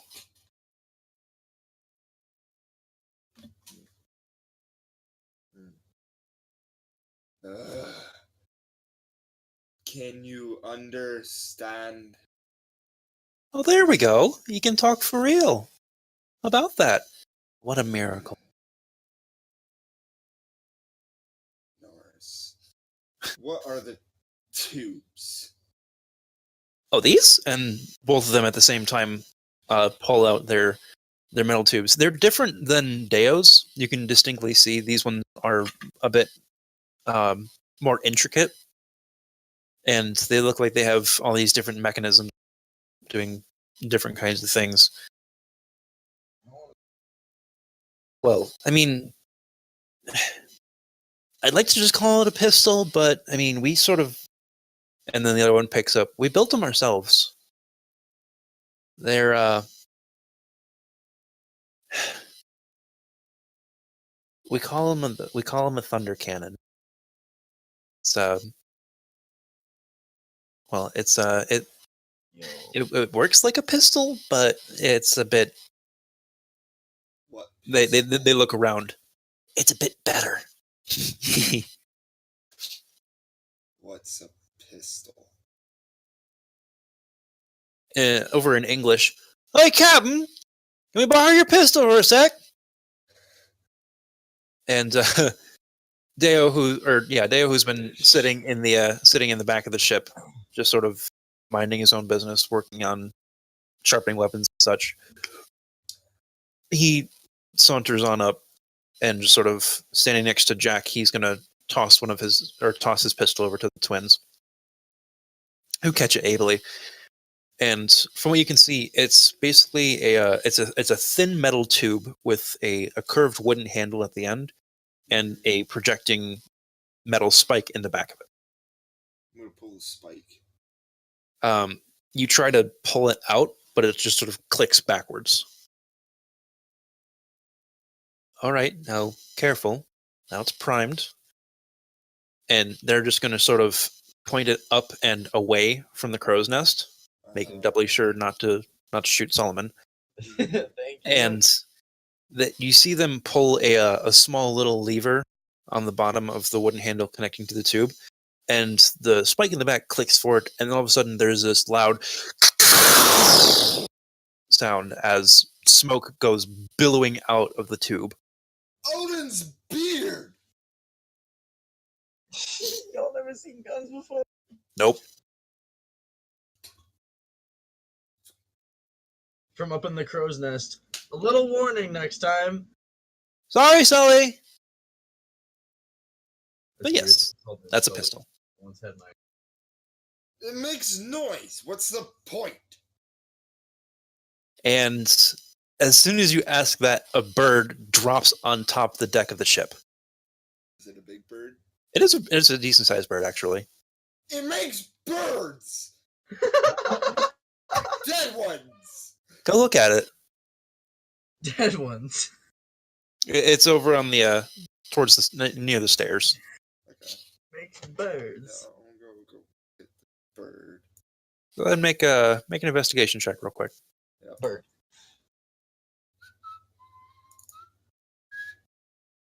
Well, it is a bird. It's a bird. It is definitively dead.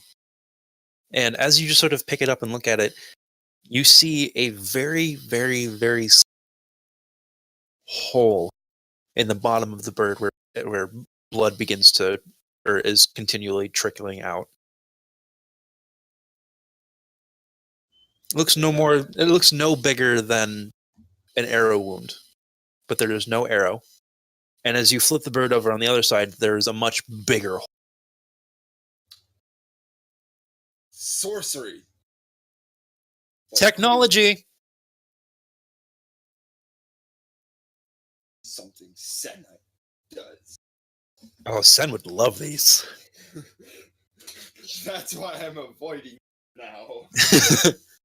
And they chuck the pistol back to Deo, who catches it and reloads it and holsters it. Are you done with the demonstration now, boys? Good, now get back to work. And he'll saunter on back up to the table and get back to what he was doing. All in the meanwhile, anybody who's really keeping an eye out on things, Pella and Jack have been conversing for about half an hour now. Oh boy. There you go. Just sort of talking back and forth. Sipley, what are you doing in the meantime?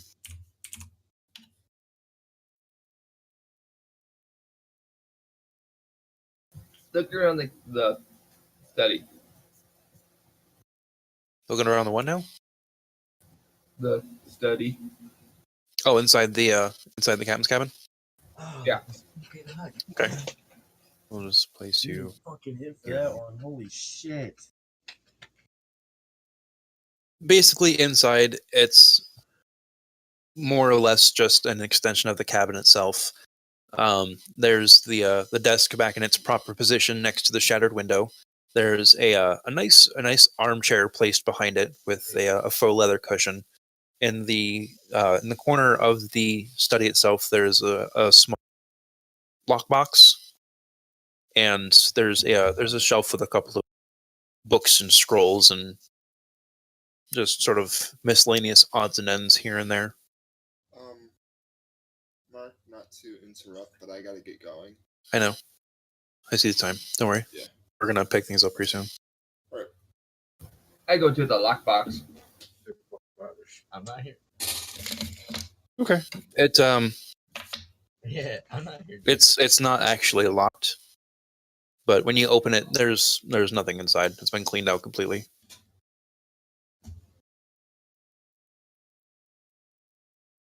I toss it out the broken window. Well, there's boards and planks lining the window itself now. It's been patched up.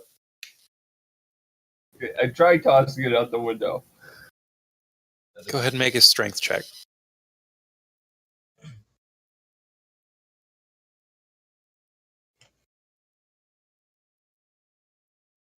Oh, excuse me. You try to pick it up, and it's decently sized, and it is made of a very dark metal. And as you try to pick it up, it won't budge. Ugh.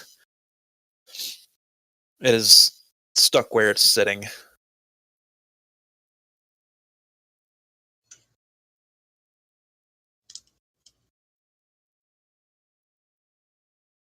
Halder, are you going to explore the lower deck? Yep. Let me. Do I have?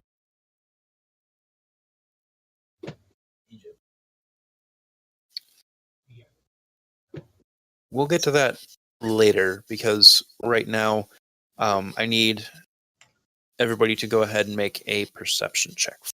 Unless you're Make a what? Perception check. all of us? Or y'all Yes, just- All of us. everybody.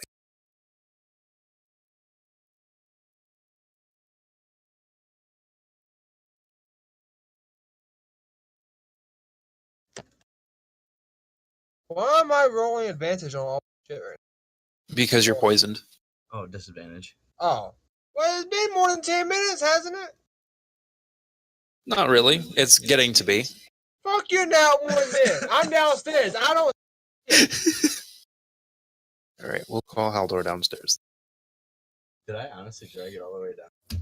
I just kind of like my finger. There. I might see a little. I already rolled my proficiency up earlier. My perception. Yep. So we're actually going to keep that nat 20 from. Yeah, I was about to say because I want my nat 20. Damn it. Yeah, and we will because it's actually.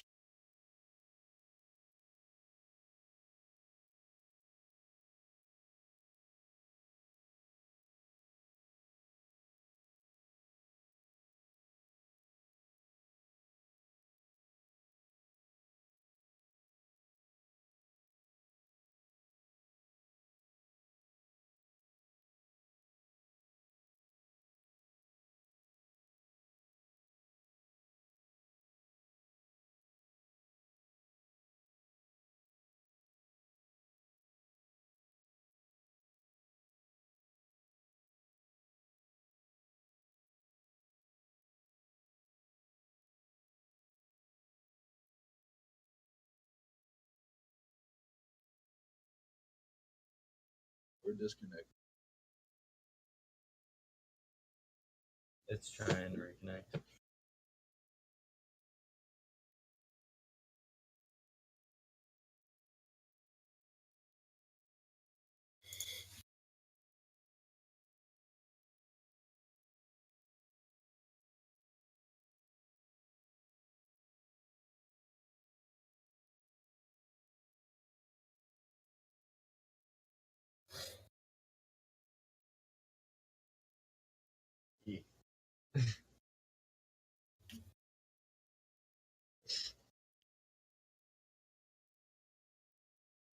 Alrighty, we're back. Sorry about that.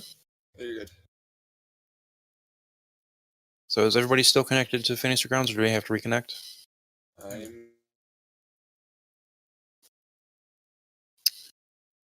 Good to go. Let me just go double check, make sure the recording's still up.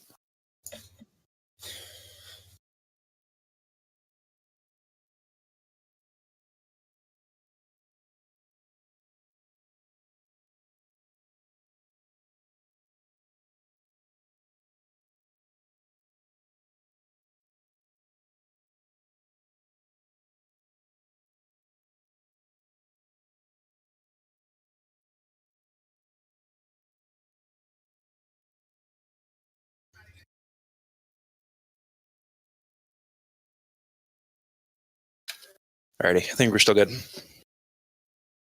So then, sorry about that. So with that natural 20, Solomon, Yes. and everybody else who rolled higher than a 16. Let's see here. So no one besides me. Just me and Sipley then. Yep. Alrighty. So with the two of you then, as you're just sort of meandering about, simply as you're coming back outside of the manor, you see something strange. The day itself was not bleak. It was a very, actually it was a pleasant morning. Sun was shining, everything was fine. But swiftly approaching is that same storm cloud that you saw the night beforehand.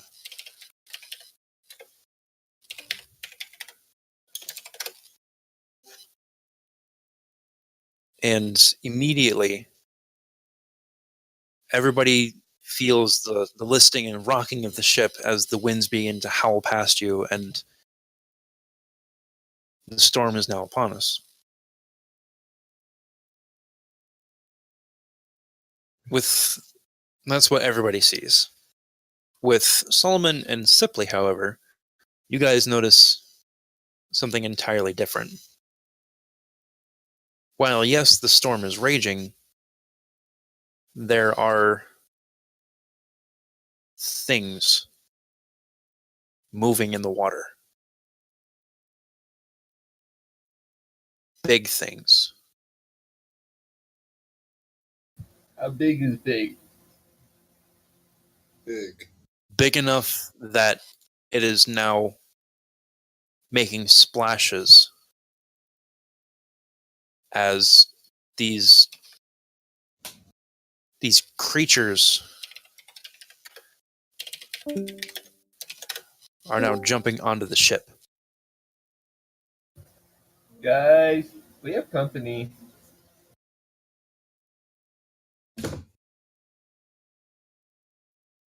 Oh shit. Murpho? And as you're all just sort of looking about, realizing that the ship is under attack, I need everybody to go ahead and roll initiative. Can I let you take? What's up? Can I let you take care of my character at this point? Yeah, actually, what's funny is while everybody's focused on what's going on here, Garm disappears. I went fishing, guys. And because you have that natural 20, Solomon, I'll let you see exactly why. Because as you are just sort of peering around looking at all these individuals springing up on the ship, a massive tentacle wiggles up, snatches Garm by the legs, and pulls him overboard. Fuck!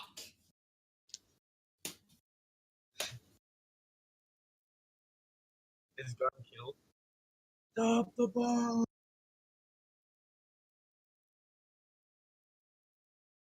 So if I could please have everybody roll some initiatives, we'll get this party a-rolling.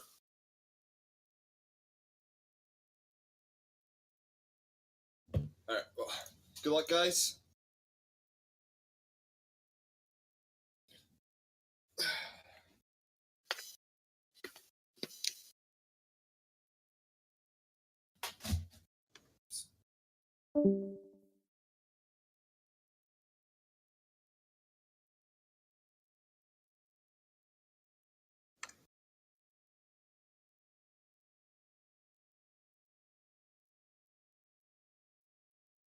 Down.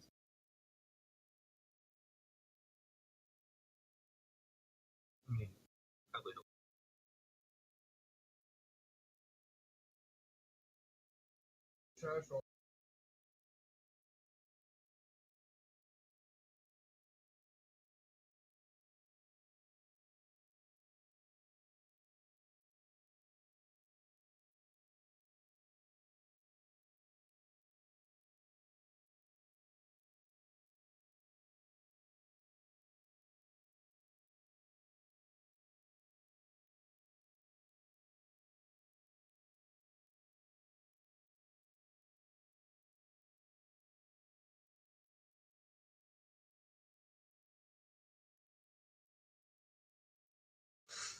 Damn, Pella. That Fucking sucks. Got a nosebleed, rolled a nat one. Seriously, I'm saying. But can understand gibberish. You know. All right, so Solomon ties me with a natural 20. Yeah, what's up? Sibley, you have initiative, my friend.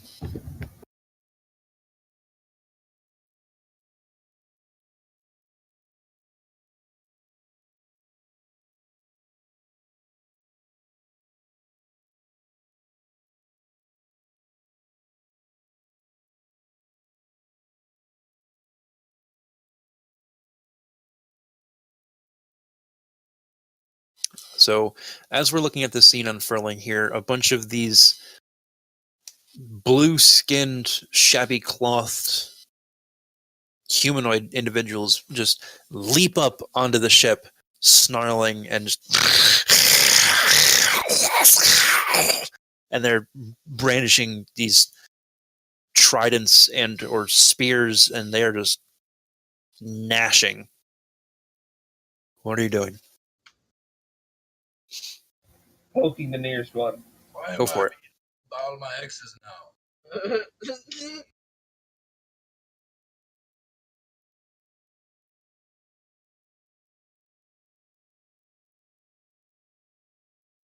Yeah, that's a solid hit. So go ahead and roll your damage.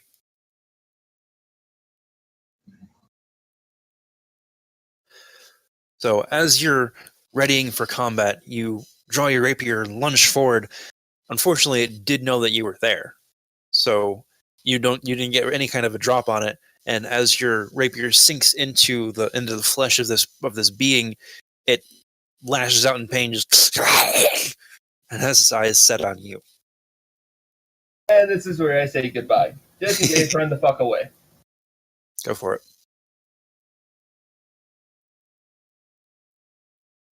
Somewhat up the pole.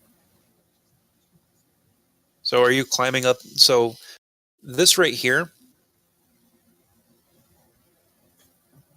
This is this. Oh, let me switch that. Whoops. Yeah, back. Sec.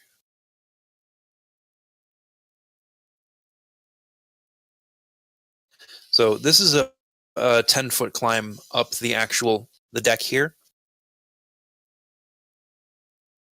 So I'd have to make a acrobatics check for that. So let's see here. So you were here. So you can choose to either you can choose to run up the stairs here to the north, or if you want to try to clamber up the barrels, we could do it that way. Barrels.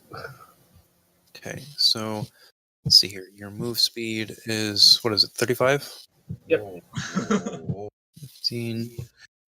Yeah, so go ahead and make either an athletics or acrobatics check to get up on top of these barrels.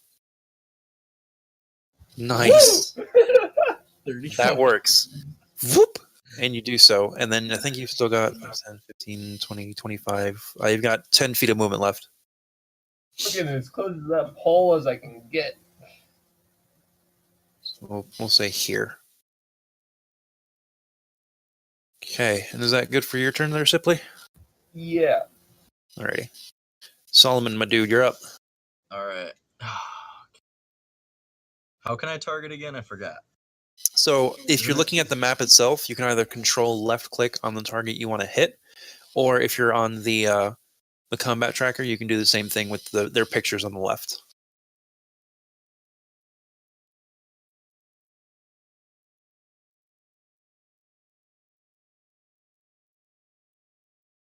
All right. I'm just gonna do regular longbow shots on each of them.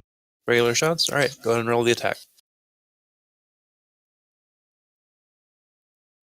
Hit, hit, and hit. You're good. Go ahead and roll your damages. Nice. So, seeing these creatures leaping up from the water, you immediately notch, let loose, notch, let loose, notch, let loose in precise precision, impacting the beings with all three of your arrows, making a solid shot. It says I only used one ammo.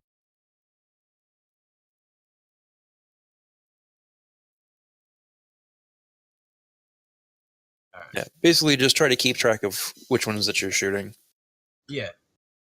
And if it's not saying you're using more ammo than you are, then you just click the little dots, going from left to right. I didn't know if I could. That's why I was just making sure. Yeah, no, you're good. Is that good for your turn? I do believe so. Alrighty. At this point in time, we have this guy here. He is going to, let's see, what kind of skills that we're looking at. I'm trying to make a strength check.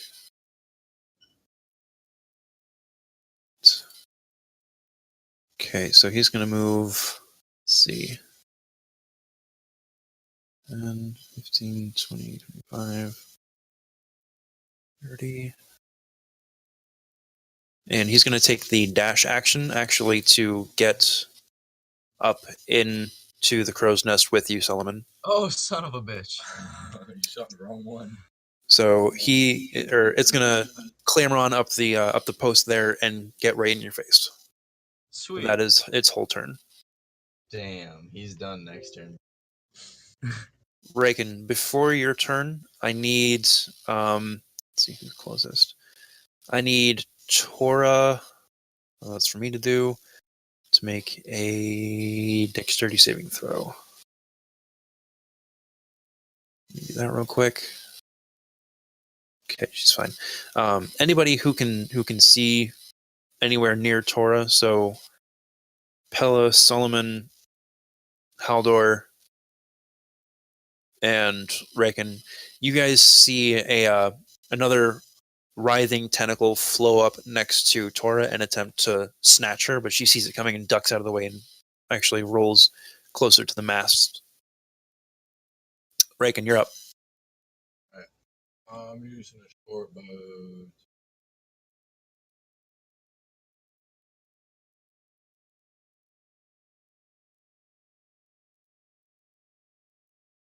Okay, go ahead and roll your attack.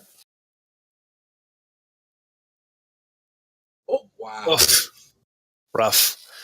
All right, so as you notch it, the ship actually lurches as it goes over a wave, and you let loose, and your arrow just flies into the water.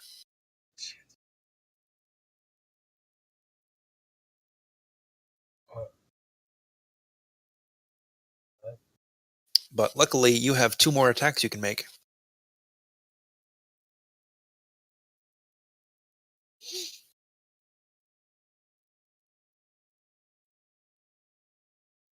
Oh, you gotta leave now? I just took my turn, so you want me to? Well, you've got 2 more attacks there, Sammy. Oh yeah.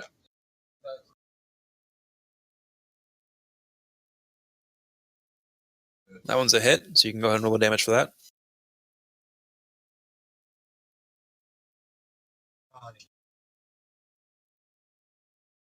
Nice. And 1 left. That one is a miss, as the ship coming back down gives you a nice clear shot into the creature's shoulder, but you go to launch a third, and it embeds itself actually into the wood behind it. Is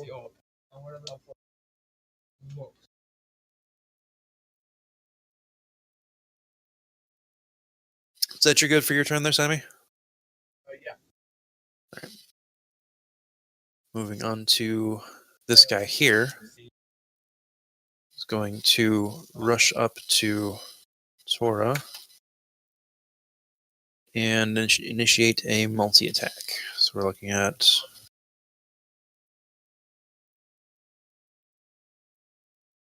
1 bite and 1 spear.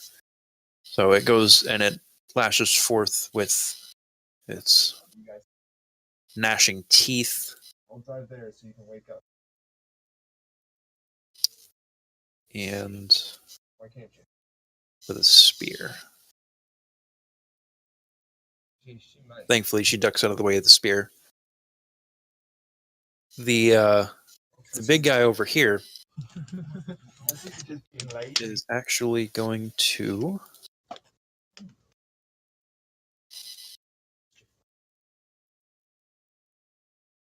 Yeah, so this guy over here is going to move 5, 10, 15, and make a lunging leap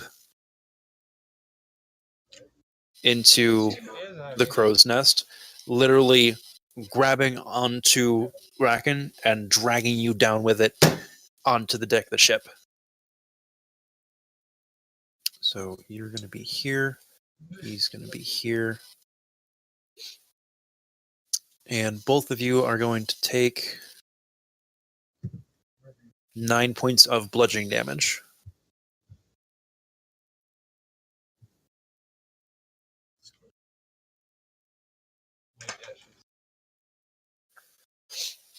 And then that was its, we'll call that its action. And then this guy here is actually going to chase after you, Sipley. So it's going to be 5, 10, 15, 20, 25, 30, dash 5, 10, 15, 20, 25, 30. Haldor, you're up. So as you're going to enter into the lower decks, you hear splashing and impacting of footsteps on top of the deck. So poking your head back up, you see these fishmen leaping on top of the deck of the ship, ready to attack the group. What are you doing? Also, you feel right now that the ointment that Evan Flo had placed on you has fully taken effect, and you're no longer poisoned. 15 feet, face to face with this fuck. Do it.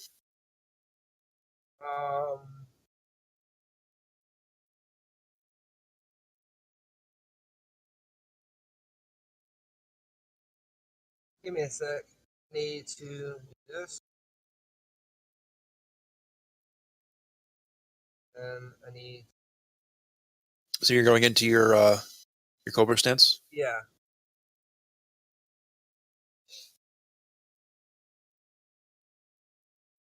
So I'm trying to use my first attack, the bicycle kick.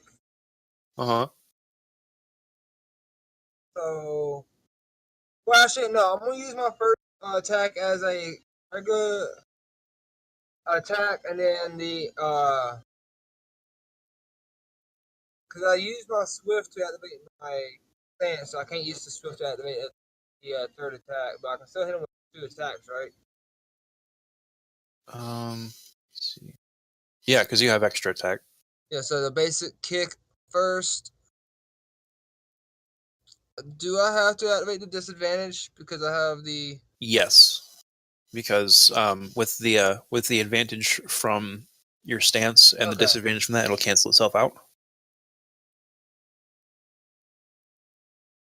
Yeah, that's a solid hit. And with that one kick, you knock it straight back into the water, and you can see the blood trailing from its jaw as it is significantly broken. And then with the rest of my movement, and my second attack, correct? Yep.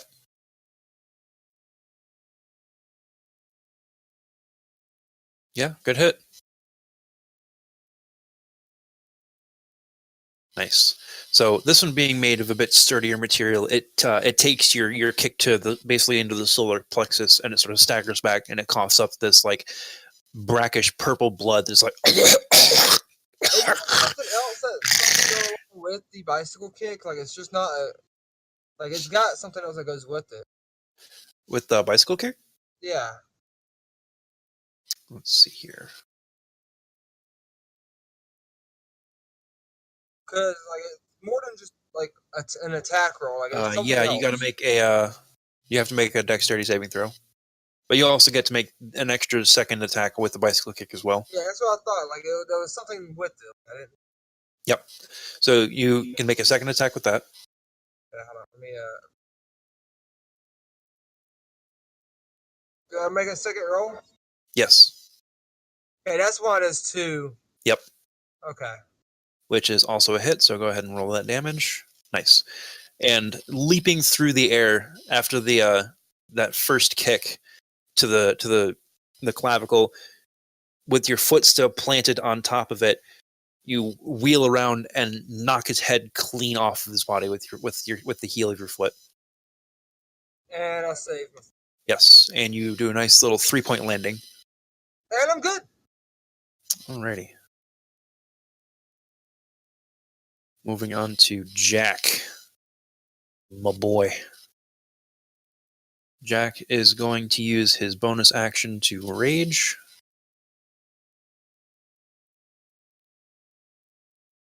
And he's going to unleash a flurry of great sword swings on this big motherfucker that just tackled Racken out of the sky.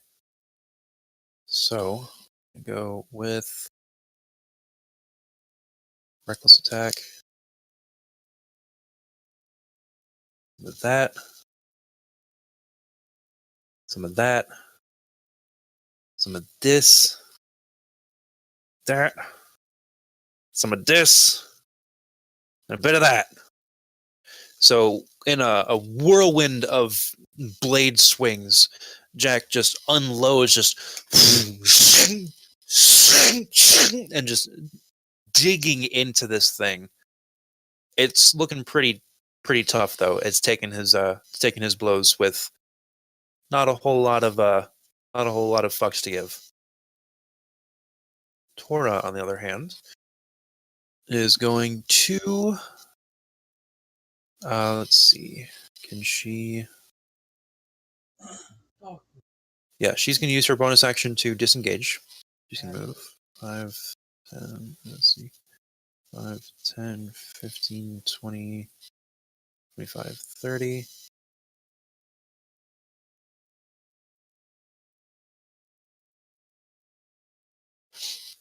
And she's actually going to take a shot at the creature that saddled up to get in your face there, Solomon. Is that sorry? Tora is just using her action to try and fuck with the creature that saddled up into the crow's nest. Oh, okay. Try and clear you up a bit. Let's see. Which ones do you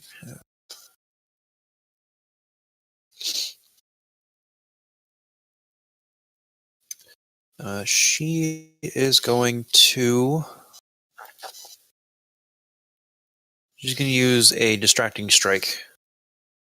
If she can. This is number 3. Is it damaged? It is. So let's see here.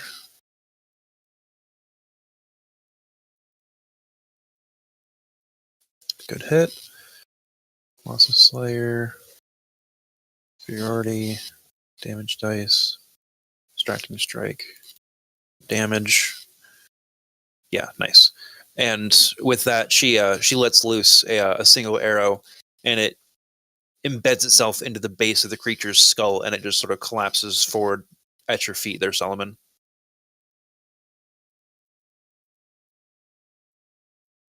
And that'll be her turn. Moving on to this guy here. Sipley, coming up from behind you, one of these creatures is going to initiate a multi-attack on you, lunging at you with its gnashing maw full of teeth.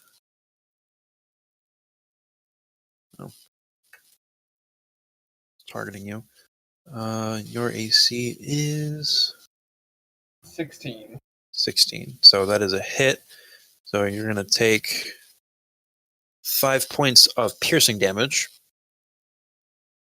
And as it draws blood on you, you can see that its eyes flare wild with reckless abandon as their blood frenzy ability activates. Any creature that has taken damage and not at full hit points, they have advantage on all attacks against. So it's going to make a second attack with its spear. With a solid hit, you take an additional 4 points of piercing damage.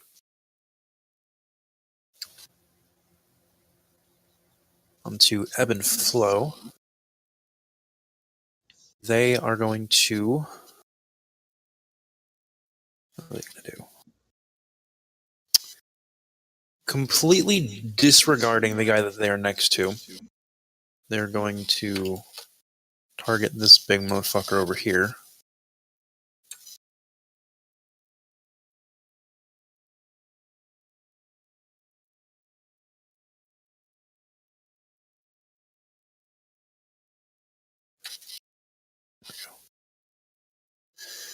And they are going to just sort of sidle up together. And for Haldor, for your sake, since you're the only one that's really able to see this, they sort of stand almost side by side, and their pistols forward sort of interlock, creating a much larger device. And they are going to use their Thundermonger ability. Special attack. Okay, so let's see if that hits. Yes! Fucking brilliant.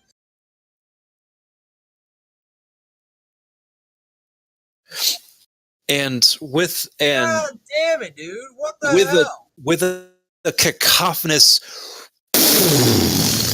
just this rippling shell of almost like it's about the size of almost a fist, and it's just sending these waves of just this thunderous force as it impacts the chest of the Baron. And everybody that is currently next to him, so Sipley, Pella, Jack, Reckon, you guys are immediately splattered with gore as the top half of him just disintegrates. Fucking hell, Mark. I will let you know this is actually a class that they are. Just as a quick heads up. And it was a crit, so Yeah, that crit's kind of bullshit. yeah. Alrighty. So that'll be their turn, and they're gonna risk an attack of opportunity and try and move 10, 15, 20, 25. This guy will happily take that. So I'll get 6.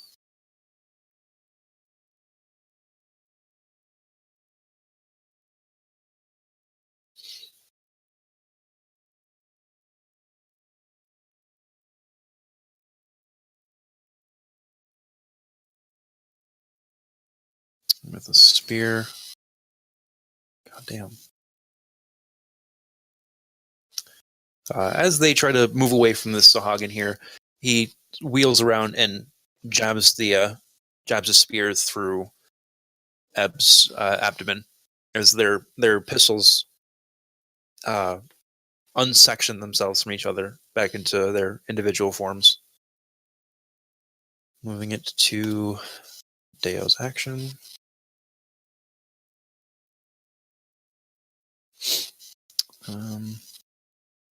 What is there? Let's see here. He's going to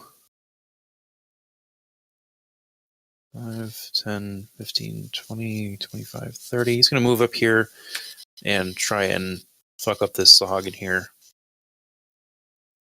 He's going to his extra attack.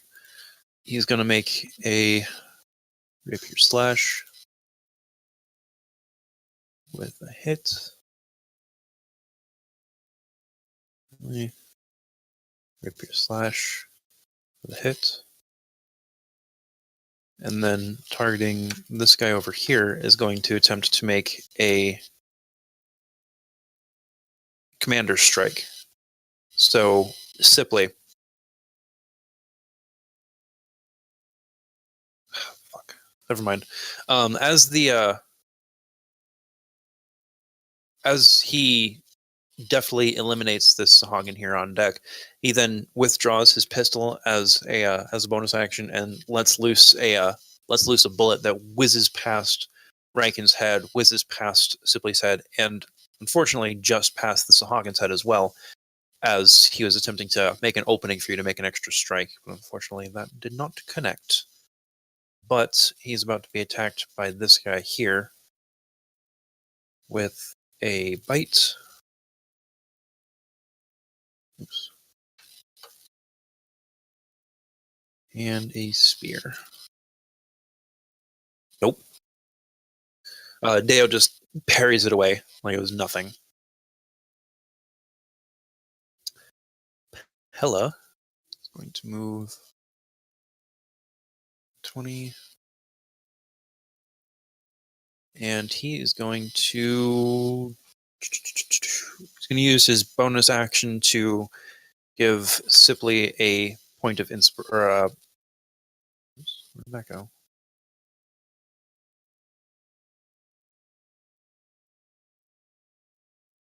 Yeah, a point of inspiration.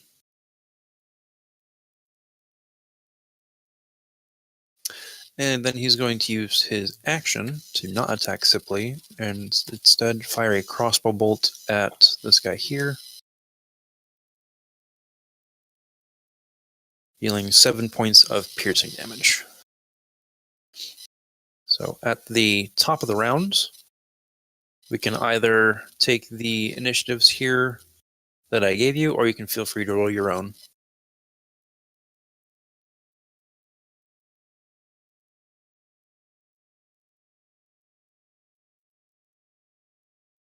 Move Sam to the bottom of the board because he's taking Giants 2 gamers, so Okay.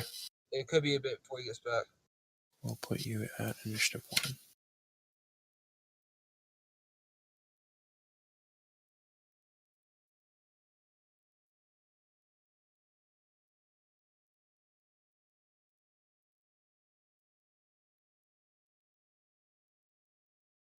Alrighty. Are we good?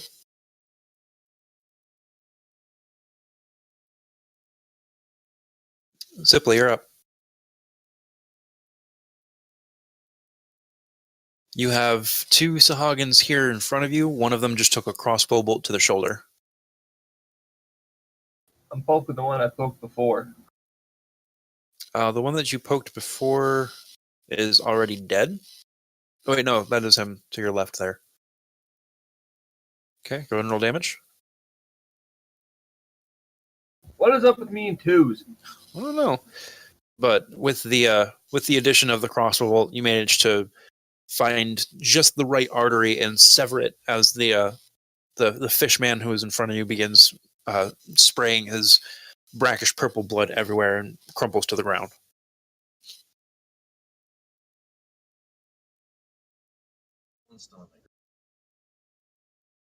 No,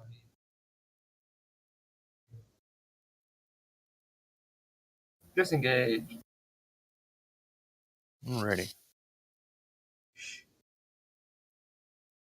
you can have it. Shall I hit? That's good for you? Yep. Alrighty. Haldor, you're up. Is that number six like climbing the? No, he's at the base of the mast. Okay.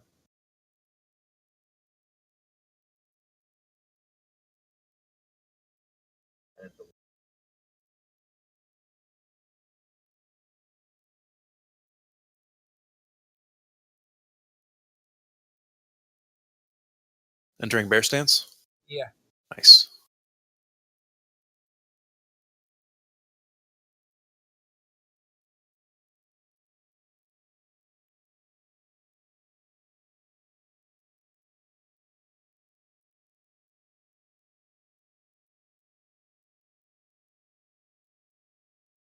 Are you going for a punch? Yeah. Nice. And with a solid 1-inch punch type method, you lunge forward and plant your fist deep into the side of his or into his chest, and it immediately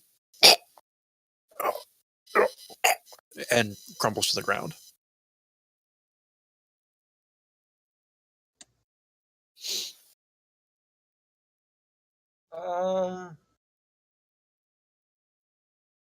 I can't. I don't have eyes on the other two. Not at the moment, no. Okay. I am my turn. I'm good. Okay. Solomon, you're up. Alright. I need you to make a perception check for me.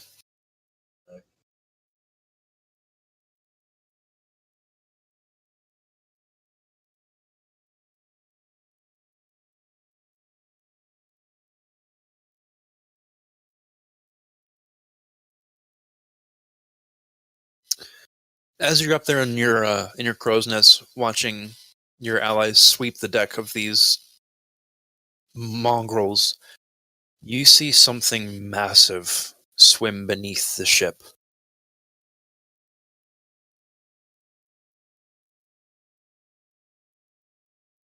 Oh boy.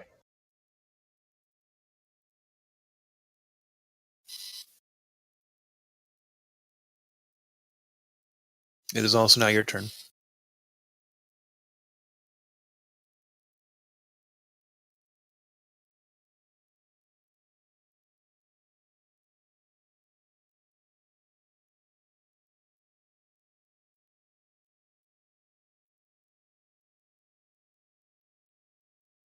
Nice.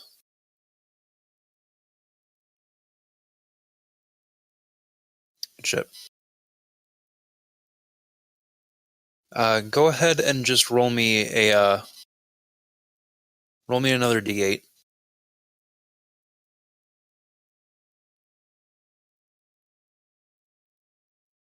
Okay, well that's fine. It's supposed to. I didn't mean the damage. I meant just the dice. Oh, my bad. That's all right.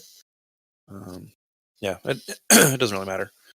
So they probably would have died anyways. So as the two there are about ready to gang up on top of Jack, two arrows just find their ways into their jugulars respectively, and they crumple to the ground.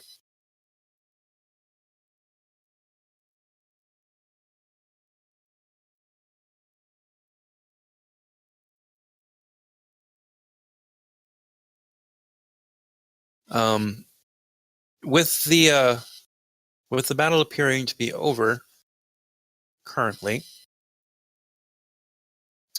Pella begins to walk back over towards Raken to try and administer some kind of first aid.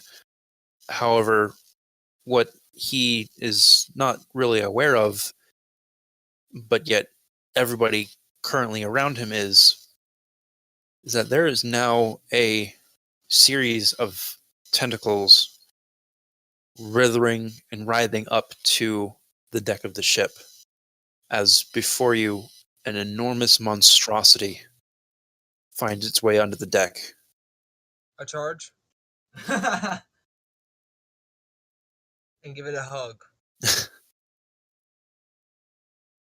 As it takes its action, it is first and foremost going to attempt to begin its multi-attack. Poor Bella. First on Got like Pella. 8 attacks, don't it? Got like 8 Not quite. But one on Pella, one on Reagan, one on Deo. Makes 3 separate tentacle attacks.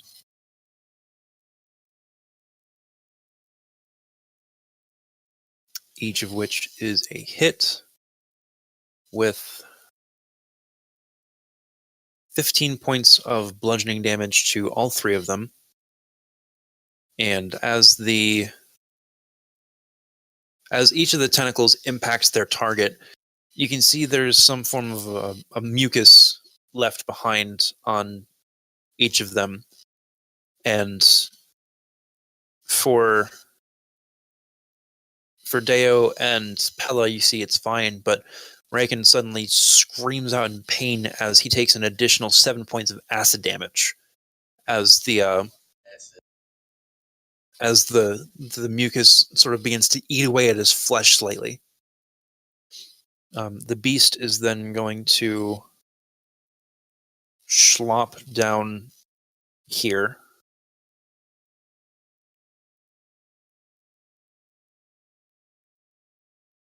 And will end its turn. Ebb and Flow need to take this turn to reload. They're going to take another step back and reload their guns.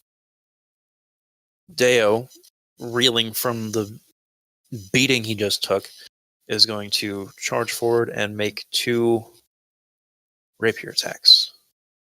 He's going to use one of his superiority dice to make a precision attack.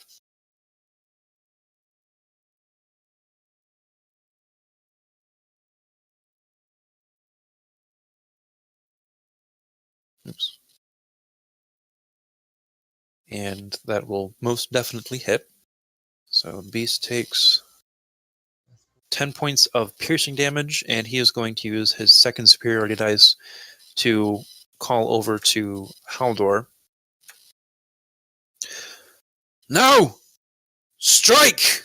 In common, and if you may, Haldor, you're more than welcome to use your reaction to make a free weapon attack against the creature. Free weapon attack? So one of your unarmed strikes counts as your weapons. Alright, yeah. Question. Answer. Am I allowed to use power or like No, abilities? just a regular attack. Alright.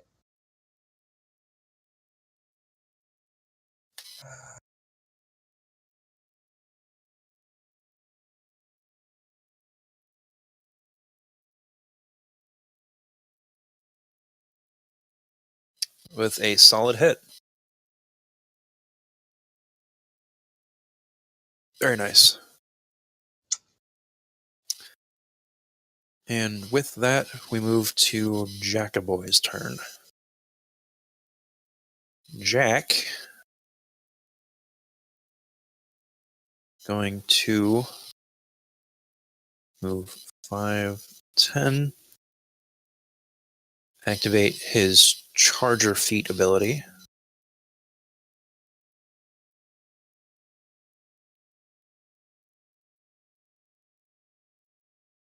Go reckless and make another flurry of attacks at this creature here. With the 15 does hit. With the 1. Second.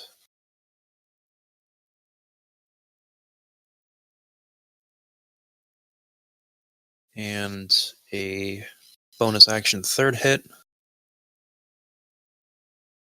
for another 7. So as Jack saunters forward, he just leaps off the top of this deck, just cleaving down through several of its tentacles, making short work of a good chunk of its HP. Tora, as the DM realizes he made this encounter too easy,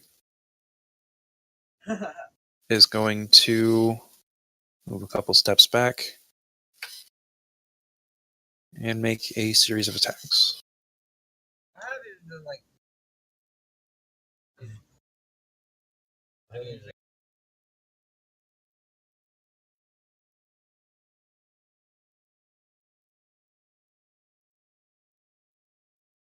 And Riken, we'll say, is dizzied from the fall, Shut up. And unless he's back. then fatal strike that. So it's max damage plus another 8 Nope. again. And then Alrighty, so if I get my chance, I'm gonna go. we can either take the initiatives I gave you, or feel free to roll your own. I'm fine.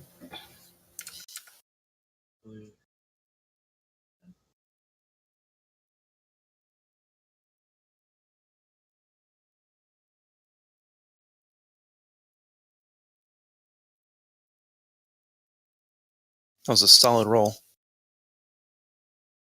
That wasn't. Yeah.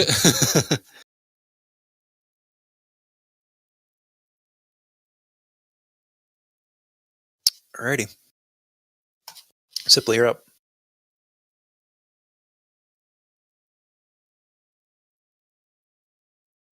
Sorry, guys. Behemoth. Not used to fighting it.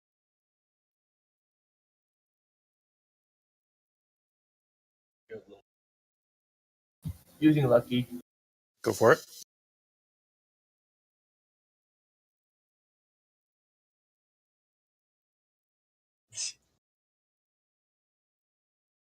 That's better.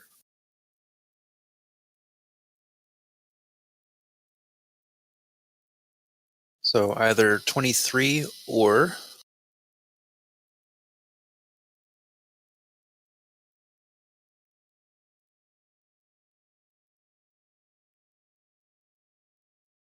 26. I'm going to go with the 26. Alrighty. Good shit. And with that arrow, it sinks in deep, and you hear this. As the beast it's looking pretty rough.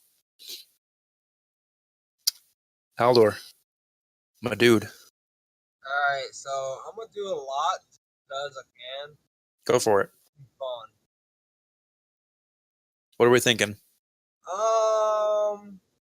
First off, I'm gonna use a fatal strike, so my next attack does max damage. Okay. Don't forget to hit that maxed modifier in the plus minus before you roll your damage if you hit.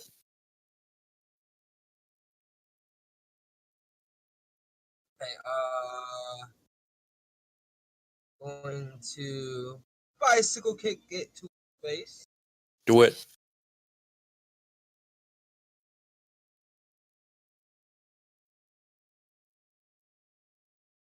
One of those hit. Mm-hmm. How do you? So in the top right corner where you see the little plus minus, Give me a sec. Top right, yeah. yeah, so you just click that, and then you'll click the max, where it says max under damage. There you go. Alright. And then my second attack will be another bicycle attack. Yep. But this time, oh, never mind. Yeah. Shitty. Damn. Shitty. Wait, it didn't. What? Yeah, that's weird. Oh, it's probably because it probably because you untargeted it when you rolled the 1 for whatever reason. But yeah, the 20 would have hit. So, also again, another fatal.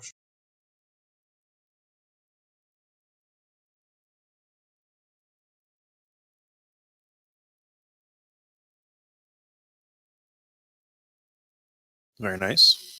And then using my quick action Not or dealing my damage. fucking swift or whatever to make my final melee, Right. which is just.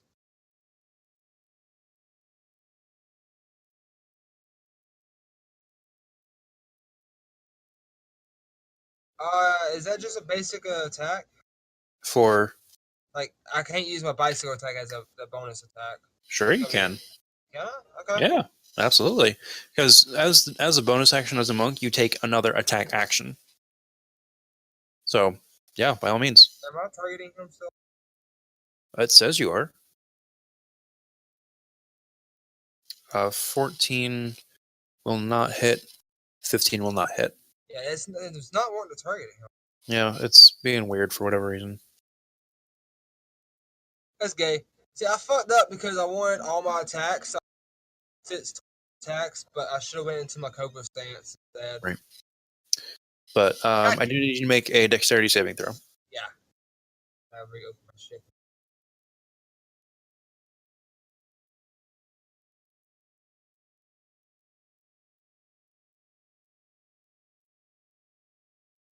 Unfortunately, because of that, you are knocked prone because your DC is 18. Yeah. I gotta.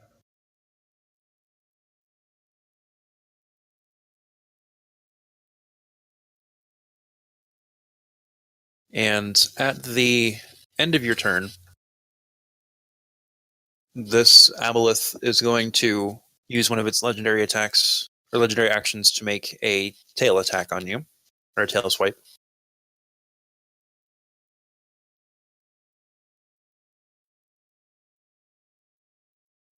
And with that, you take 16 points of bludgeoning damage. Alright. And moving on to Ebb and Flow's turn, they are going to move here.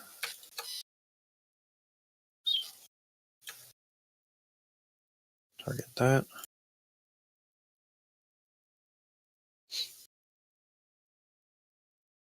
And make 2 pistol attacks, one of which hits, dealing 5 points of damage. Tora. Let's see, how's everybody looking? Pretty good, actually.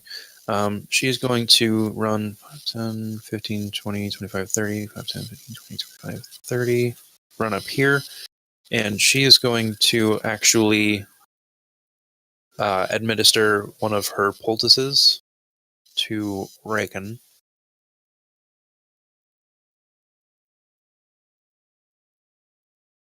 Healing him for a 7 hit points worth. He's still dizzy. Jack is going to recover after his little nonsense. And at the end of Jack's turn, the aboleth is going to attempt to make an enslaved legendary action. So it'll need Jack to make a wisdom saving throw. cannot. He'd be charmed. So instead, sorry, Haldor. I need you to make a wisdom saving throw for me. For what? For you. I'm saying, what is it for, though? The aboleth is attempting to enslave you. I allow it and then activate stillness of mind. Stillness of mind is an action on your turn. Oh. Which one is it? Wisdom. Saving? Or it's a bonus action on your turn, rather. I'm saying, is it saving? Yeah, wisdom saving throw. Yeah, I feel like roll the fucking dice.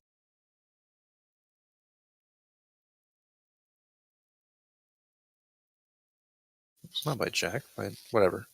So as the beast is sort of writhing and writhing, Aldor, you feel this sensation boring into your mind, just this overpowering, just this overpowering essence.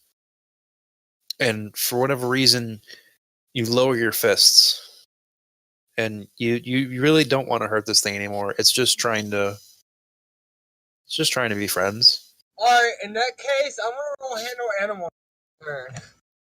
I want to be its friend. Well, you see, it would if it didn't just bore one of its tentacles into your chest. We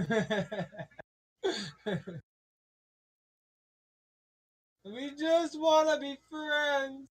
And as opposed, or in addition to the 12 points of bludgeoning damage, you are also going to be taking 11 points of psychic damage, as you can definitely tell this thing does not want to be friends. But as it withdraws its tentacle from your chest, you feel a bit of your essence go with it, as it heals some of the damage it's taken. So you are no longer charmed. So there's good for that. But it is also then going to initiate a multi-attack against the three of you.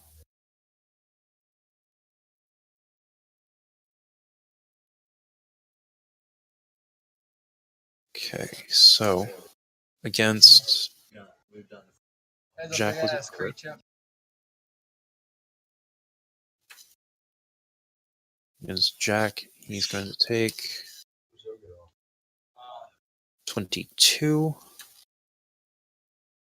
Against Haldor, you're taking an additional 8. And Deo is taking 12. And I also need you to make a Constitution saving throw, Haldor.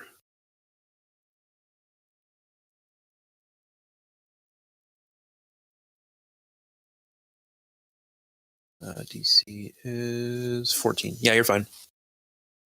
And as the mucus is left over after the tentacle attack, it just sort of it seeps on you and it starts to burn. And you, being very intrinsically familiar with the sensation of acid, a notion from your past life sort of screams, "Wipe it off!" And you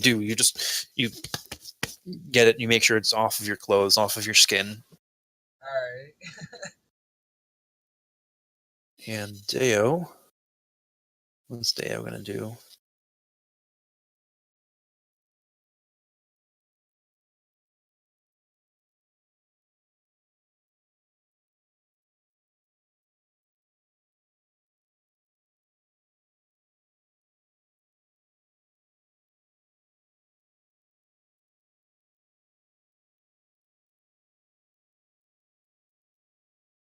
Why is Jack not raging anymore?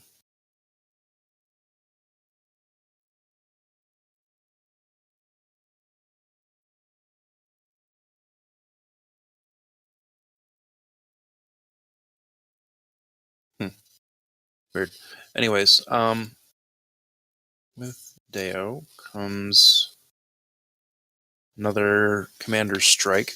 So he is going to make a rapier attack.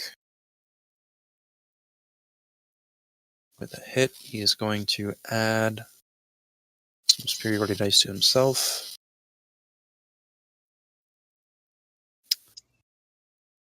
dealing 16 points, and he's going to call over to Jack to make a strike.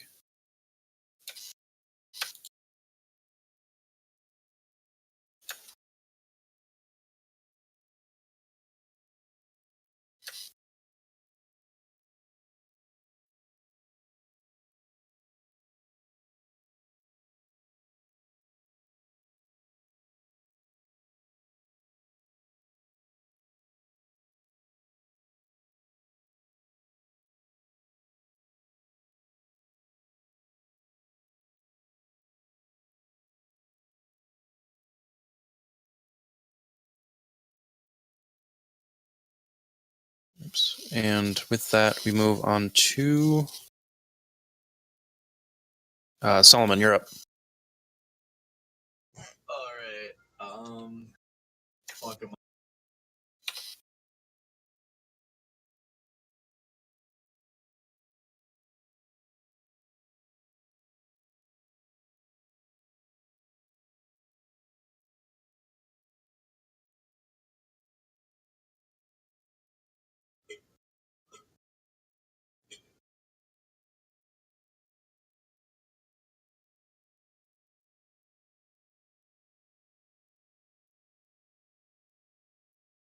The 17 just barely hits. So yeah, go ahead and roll damage.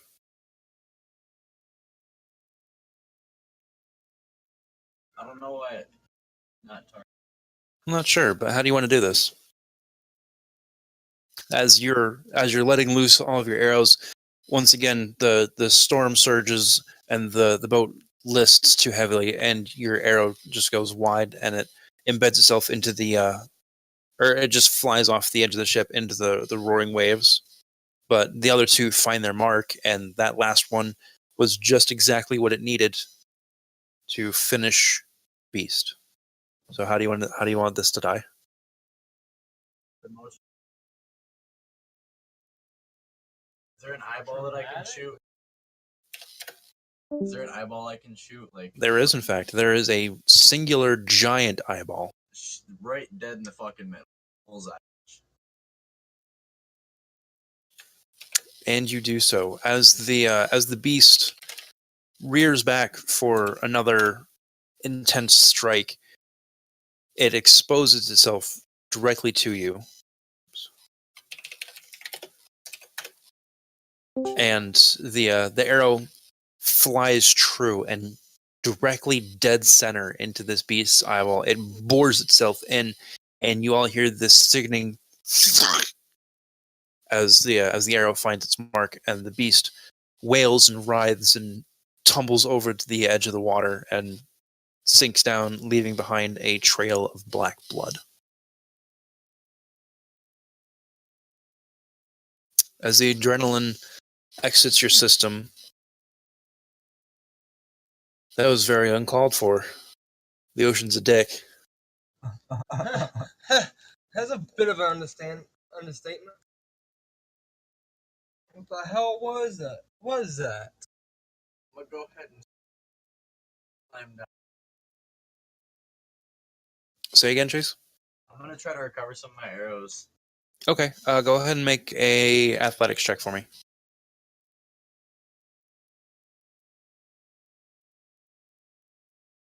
Definitely a problem.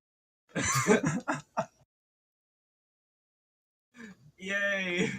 So as you begin to climb down, the rain has thoroughly soaked the wood, and you slip and fall down quite a ways, and you take 8 points of bludgeoning damage as you just sort of impact on the deck of the ship. That's the only damage I took the whole fight. Yeah, you're welcome. I managed to get everybody. But yeah, go ahead and make a perception check. Well, and I'd also like to find out if I know where, see where I'd possibly. One more time. What do you mean? He's dead. Gone. Dead. He's drowned. You don't know that. What happened? Give up. I ain't shit. You hear that wind? Yeah, that second shit killed my previous life. Can't find me now.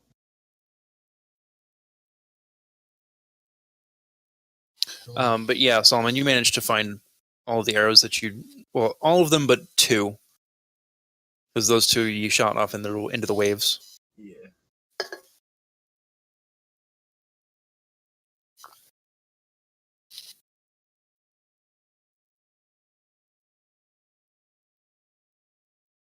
But yeah, as you guys regain or take a deep breath, letting the adrenaline run its course,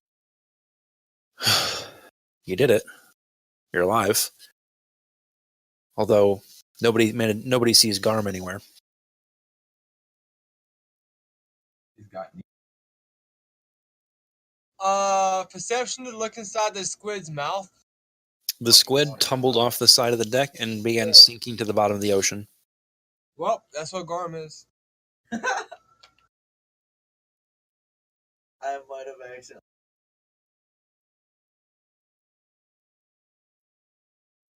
Nah. Is there any like the rest of the merfolk bodies and shit? Like, I want to gather them up and like toss them back over. Go ahead and make a perception check for me real quick.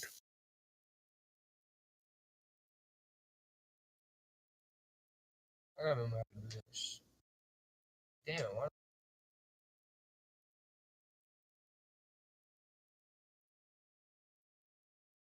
As you go to try and pick up one of these bodies, you see it, like the flesh itself on it, begins to bubble. And there's this slight, as the bodies themselves begin rapidly decomposing. Shitty. And where the bodies of these fishmen were are now black scorch marks on the deck of the ship. Not enough to actually melt through the wood, but they left a bit of a mark.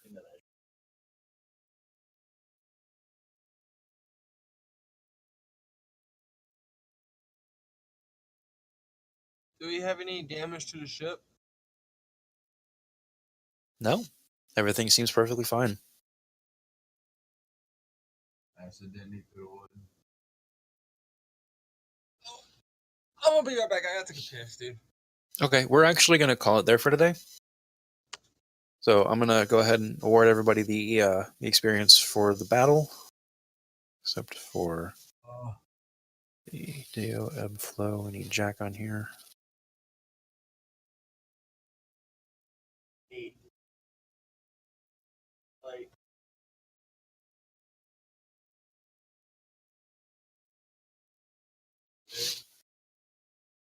Experience. Grab the encounters.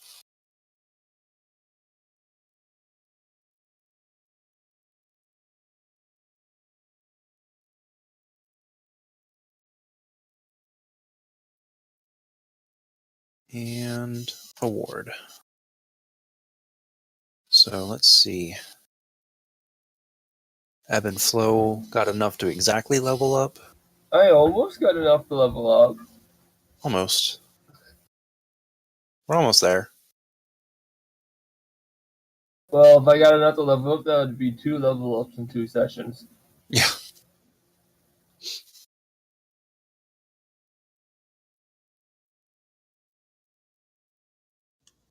But yeah, good work, guys.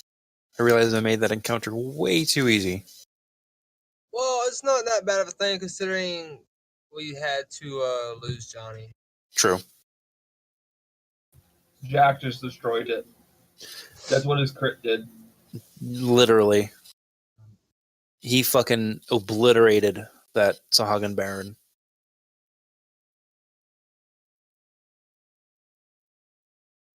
I guess I can level up Ebb and Flow real quick.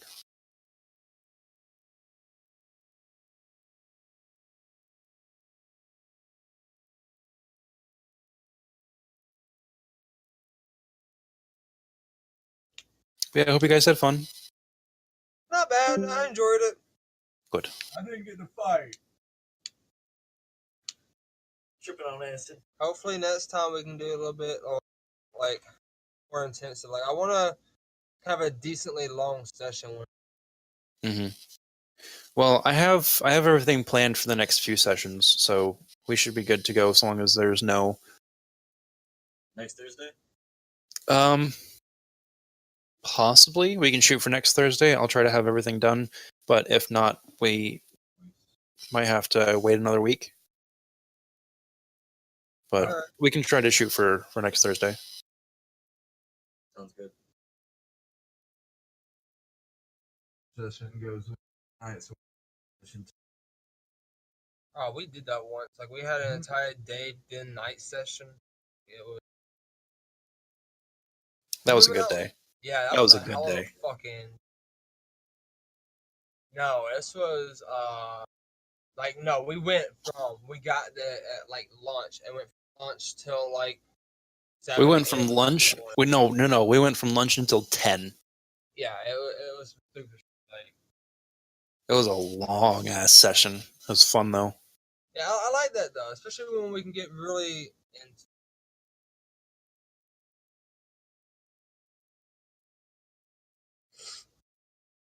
Oh, back on a fucking.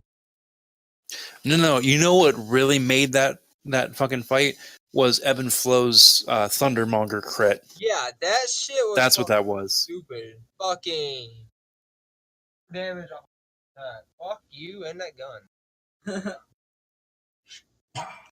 Well, I mean, it completely incapacitates them for their next turn. Is also the thing, Yeah, they gotta reload. that is and they can only really use their Thunder Cannon once per encounter. That's still. I mean, I mean, if you Yeah. think about it, it's two people attacking at once. I mean, kind of feasible. Yeah. They just both got a crit and bam!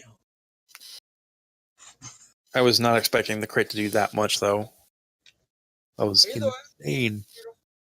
that's the gun.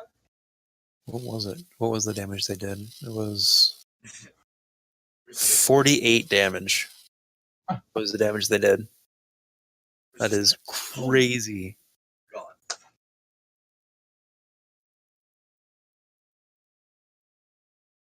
Yeah, let me go ahead and kill the recording.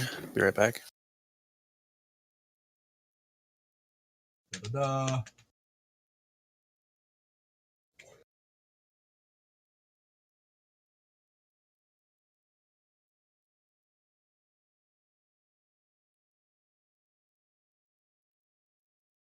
I will rank the.